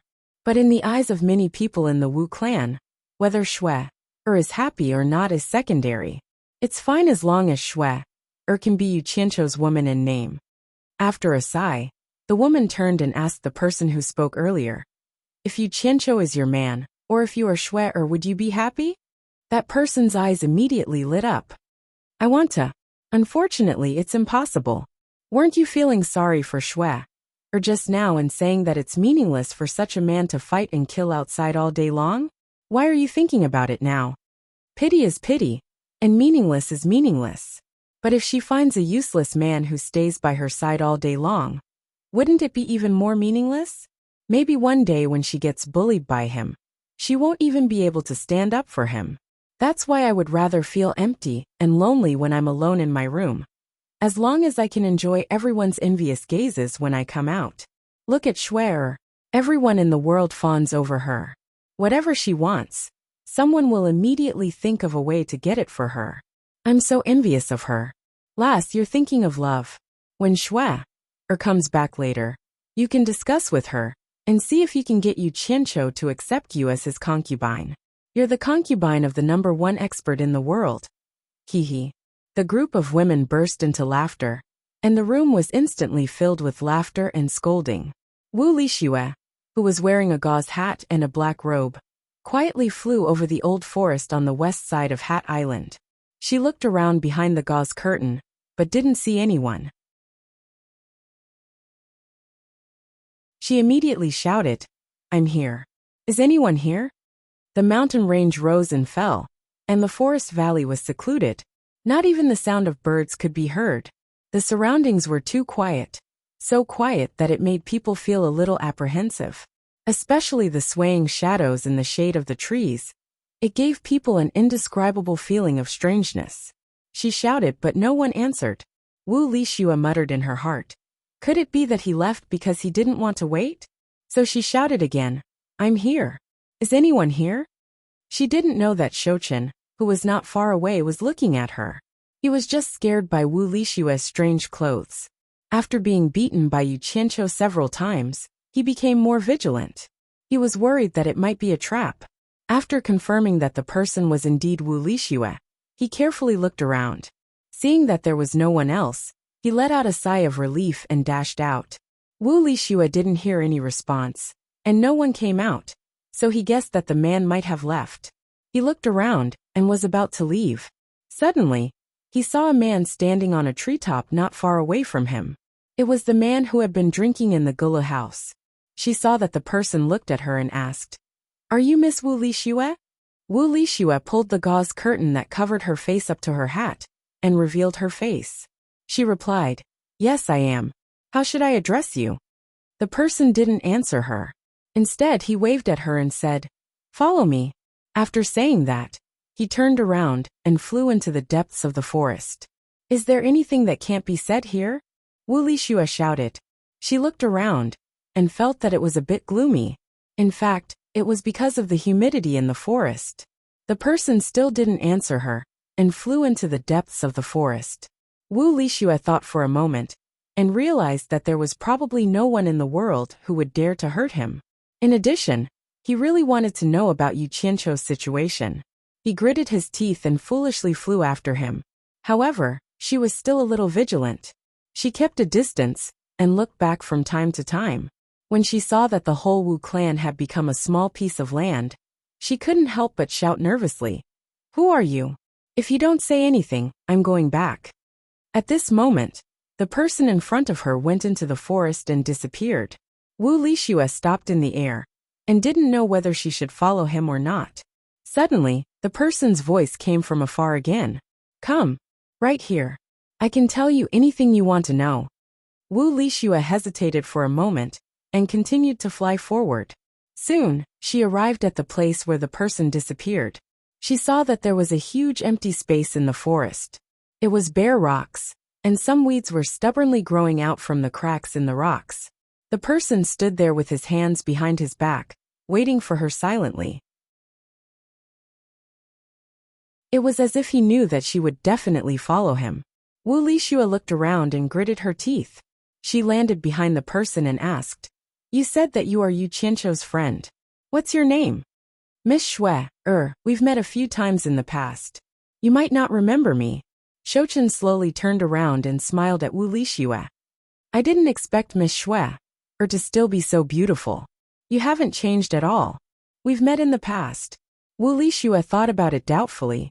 She felt that the person's eyes were a little familiar, but she couldn't remember where they had met.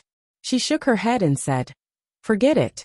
Didn't you say that you know where Yu Qianqiu is and what he's doing? Please tell me. I'm really happy to be able to meet Miss Shui alone here. Maybe it's because it's not easy to recognize me in this form. When I change back to my original form, Miss Shui will be able to remember who I am." Shouchen clasped his hands together and pointed at his forehead. He shouted, "Appearance comes from the heart. Return me my true form." A wave of black mist immediately spread out and wrapped around his body. This strange scene caused Wu Lixue to take a step back in fear. At the same time, the crow that was resting on Wu Lixue's shoulder suddenly opened its eyes. It stared at the surging black mist with a sharp gaze, as if it was facing a great enemy. Suddenly, the black mist shrunk and Yan Juexing appeared. He asked with a smile, "Miss Shui, do you still remember me?" "Ah, you." Wu Lixue stammered in horror. You're Yan Juexing. Aren't you already dead?" She subconsciously took a step back. The grudge between Yu Qianqiu and Yan Juexing was known to everyone in the cultivation world. If there was anyone who dared to go against Yu Qianqiu in the cultivation world, it would be Yan Juexing. Wu Lixue couldn't help but be afraid. "Dead? Lady Shui is looking down on me too much. Yu Qianqiu's little tricks aren't enough to kill me." Yan Juexing slowly walked towards the retreating Wu Lixue and said with a faint smile, "Miss Shui, we're old acquaintances. Are you afraid of me?" Why did you trick me here?" Wu Lixue retreated in horror. Suddenly, she twisted her body and fled into the air. "Run. Since you're here, stay and accompany me." Yan Juexing opened his mouth and 7 devilish spirit snakes flew out quickly. In the blink of an eye, they caught up with the escaping Wu Lixue. They wrapped her tightly in the air and dragged her back like a stick. Wu Lixue, who was dragged back to the ground, struggled hard. But it was of no use. With her current cultivation, how could she get rid of Yan Juexing's devilish spirit snakes? The strange thing was that the crow on her shoulder was nowhere to be seen. However, Yan Juexing didn't care about a small pet crow at all. Seeing that she couldn't escape and Yan Juexing was approaching, Wu Lixue hurriedly shouted, "Help! Yu Qianqiu, help me!" The help didn't come, but Yan Juexing was shocked. He mistakenly thought that Yu Qianqiu was nearby. He quickly looked around and heard Wu Lixue crying, "Yu Qianqiu, where are you? Come and save Shui." He breathed a sigh of relief. It seemed that this woman was crying for help with her only hope. In fact, Yu Qianqiu wasn't here at all. No. Yan Juexing's eyes were cold. So what if Yu Qianqiu was here? I'm going to settle the score with him anyway. There's no reason to be afraid of him. What are you shouting for? If you shout again, I'll let it get into your mouth. Yan Juexing shouted in a deep voice, and the demonic spirit snake that entangled Wu Lixue immediately stuck its head out. The ferocious snake had flicked its tongue in and out of Wu Lixue's mouth, and its red eyes looked cold and cruel. Women were born to be afraid of snakes. She was so scared that she didn't dare to shout anymore. She closed her mouth tightly. Only her tears kept flowing out, and she kept shaking her head. Seeing that she stopped shouting, the snake's head slowly retracted. Yan Juexing's eyes swept slightly to the sky. He saw that the crow fluttered its wings and flew down from the sky. It landed on Wu Lixue's shoulder without fear and stared at him coldly. Its eyes were a bit like a human's, full of arrogance. Of all the things you want to raise, you raise a crow. You deserve to be Wu Lixue. You're different from ordinary women. Yan Juexing sneered. He walked to Wu Lixue and pulled off the gauze hat on her head. He threw it away casually. Then he pinched Wu Lixue's chin and slowly raised it, asking, "I don't understand. What's so good about that scumbag Yu Qianqiu? He left you here and didn't care about you at all. It means that he doesn't care about you at all. If it weren't for him, you wouldn't have suffered like this. I'm different. I've always cared about you. If you're willing to follow me, I promise you won't have to suffer anymore."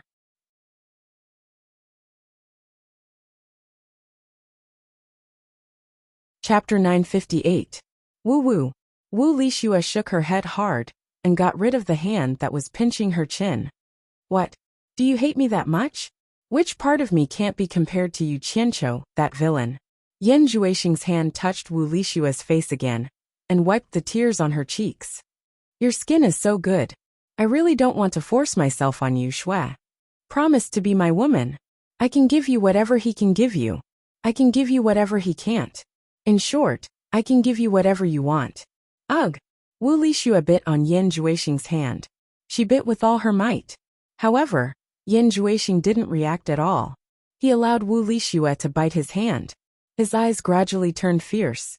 Suddenly, he pulled his hand back and slapped Wu Lixue's face. He shouted angrily, "Bitch! I gave you a chance, but you didn't want it. You asked for it." A palm print immediately appeared on Wu Lixue's face. Wu Lixue sobbed as she slowly turned her head around. Choking with pain, she said, "Yu Qianqiu, quickly come and save Shui." Her voice suddenly stopped, and two bewitching red lights suddenly flashed before her eyes. Her consciousness gradually sank, and she forgot the pain and everything. "Bitch!" Yan Juexing cursed with anger. As the bewitching red light in his eyes disappeared, his eyes were replaced by beast-like madness. He opened his mouth, and the 7 demonic spiritual snakes immediately let go of Wu Lixue and went back into his mouth. Hee. Yan Juexing stared at Wu Lixue, who was standing in front of him obediently. His face was filled with excitement. He smiled sinisterly and said, "Yu Qianqiu, I want to see how you will react after your woman becomes my woman. Do you know? Your pain will be my greatest joy. Haha." He stretched his right hand to Wu Lixue's neck and broke the cloak rope tied to her shoulder. At the same time, Yan Juexing let out a cry of pain and dodged with a teleport. From the back of his right palm to his elbow, there were 5 bloody holes. Blood dripped down from the 5 fingers of his right palm. Yan Juexing looked at Wu Lixue in disbelief. The inconspicuous crow on Wu Lixue's shoulder was flapping its wings in front of Wu Lixue, as though it was protecting him. It was this inconspicuous crow that had taken advantage of his moment of carelessness to launch a sneak attack at lightning speed. If it weren't for his quick reaction, he would have more than 5 bloody holes on his body. Looking at the 5 bloody holes on his arm, Yan Juexing was very surprised. With the toughness of his demonic body, how could a small crow hurt him? Squinting his eyes to take a closer look, he immediately discovered that this crow was somewhat different from ordinary crows. There were 3 colorful feathers on its head, and the feathers were faintly glowing with a purplish-blue luster. Its beak and claws were golden in color, and its eyes were filled with a human-like charm. So it's a spirit beast. I was wondering why she would bring a crow with her. Yan Juexing's arm shook, and 5 strands of black miasma immediately gathered on the 5 bloody holes. After a while, the 5 strands of black miasma gradually shrank. In the blink of an eye, the 5 bloody holes on his arm disappeared, and the skin on his arm returned to normal. "You're courting death, beast," Yan Juexing shouted coldly, and his 5 fingers formed a claw with black miasma.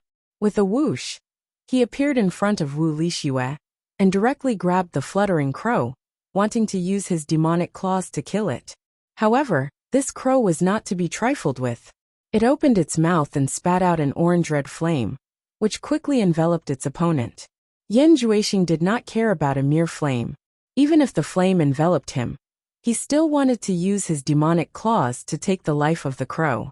However, Yan Juexing soon discovered that there was something wrong with the flame. Once he rushed into the orange-red flame, the black miasma that enveloped the demonic claws immediately let out a sizzling sound. Yan Juexing felt an unbearable pain all over his body, as though countless steel needles were pricking him. This flame could restrain his demonic technique? Yan Juexing turned pale with fright, and his figure quickly retreated from the flame. He did not know that this flame had a name, which was Phoenix Flame. It was not something ordinary flames could compare to. It specialized in restraining some evil things, and his demonic technique was no exception. This was because the crow's cultivation was shallow.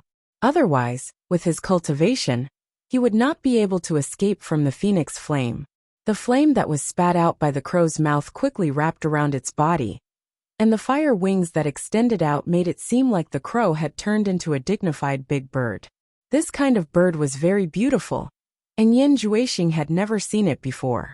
However, how could Yan Juexing be frightened by a strange bird? A gloomy expression appeared on his face as he sneered. "What a loyal little beast! Demonic fist!" Before he finished speaking, he had already rushed into the flame like a meteor and punched out. Bang! The flame dissipated, and the crow could not dodge in time. It let out a miserable cry and was beaten into the deep forest. It was unknown whether it was dead or alive. After forcefully killing the crow, Yan Juexing snorted coldly. "Can't even withstand a single blow." He strode in front of Wu Lixue and grabbed her collar, wanting to tear off her clothes and do that beastly thing.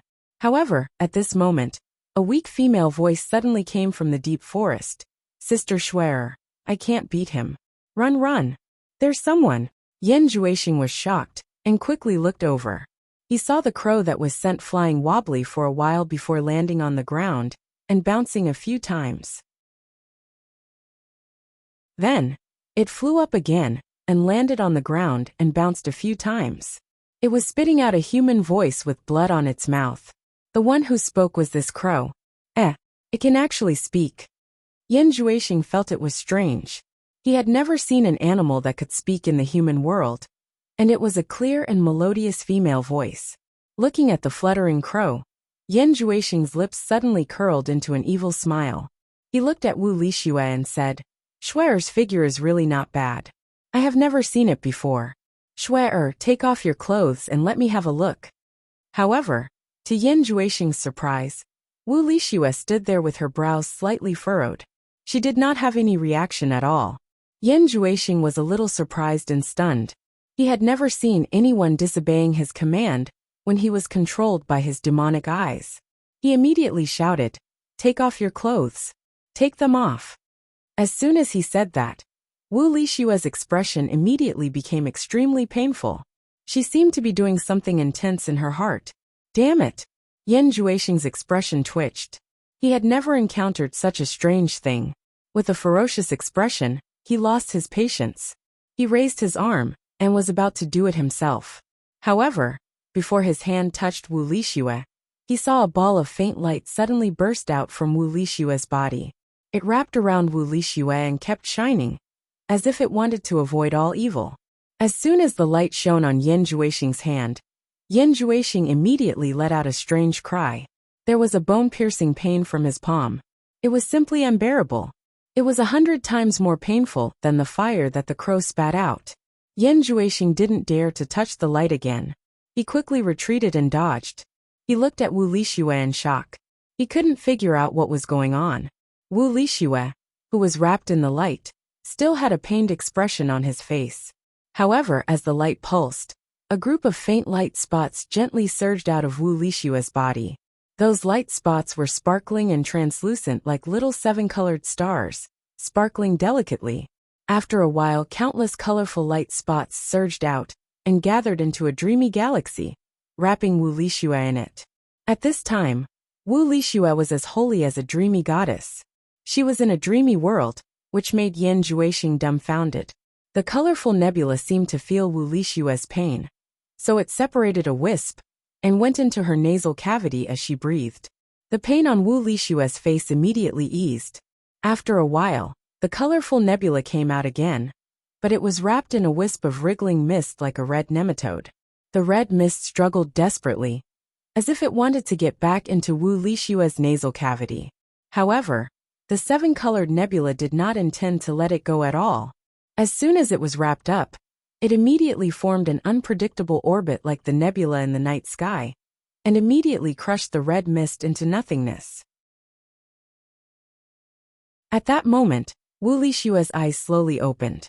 Her eyes were clear and bright. She looked around at her surroundings in a daze. She didn't know what had happened, but the nebula around her was really beautiful. Yan Juexing's body trembled. He found that his control over Wu Lixue seemed to have been removed by an unknown magical power. His mouth was dry and his throat moved. He said, "As expected of the Shui, or that I like. You are indeed not comparable to ordinary women. Today, I must have you." Yan Juexing immediately raised his demonic arts to the limit. Who knew that as soon as he flashed over, he saw a colorful nebula like a rock spreading its wings. An aura that made his heart palpitate forced him to retreat subconsciously. Damn it! Yan Juexing looked at the surging colorful nebula fiercely. He couldn't imagine that he would encounter such a strange thing. He actually couldn't get close to Wu Lixue. After the 7-colored nebula collided with Yan Juexing just now, it immediately changed. It surged and transformed into the shape of a big dreamy bird, wrapping Wu Lixue in it. Its feathers fluttered in the air, looking very beautiful. It was exactly the same as the firebird that Yan Juexing saw before. However, it was bigger, and its lifelike majestic aura was far better than the crow just now. The colorful nebula on the bird's head condensed a pair of phoenix eyes that stared coldly at Yan Juexing. An ancient and vigorous aura gradually became dignified. It was an indescribable noble aura. It was like an eternal royal family was looking down on a lowly ant under its feet. Its expression was so disdainful. The fluttering crow that was said to have feet that didn't touch the ground seemed to be stunned by the scene in front of it. Then, it seemed to have thought of something and cried out. It flapped its wings on the ground and shouted, "It's the Phoenix Cloud Robe. Sister Shui, or has the Phoenix Cloud Robe to protect her?" You're tuning in to the Journey of the Soul YouTube channel. Don't forget to subscribe and join us on this journey to catch the most captivating stories.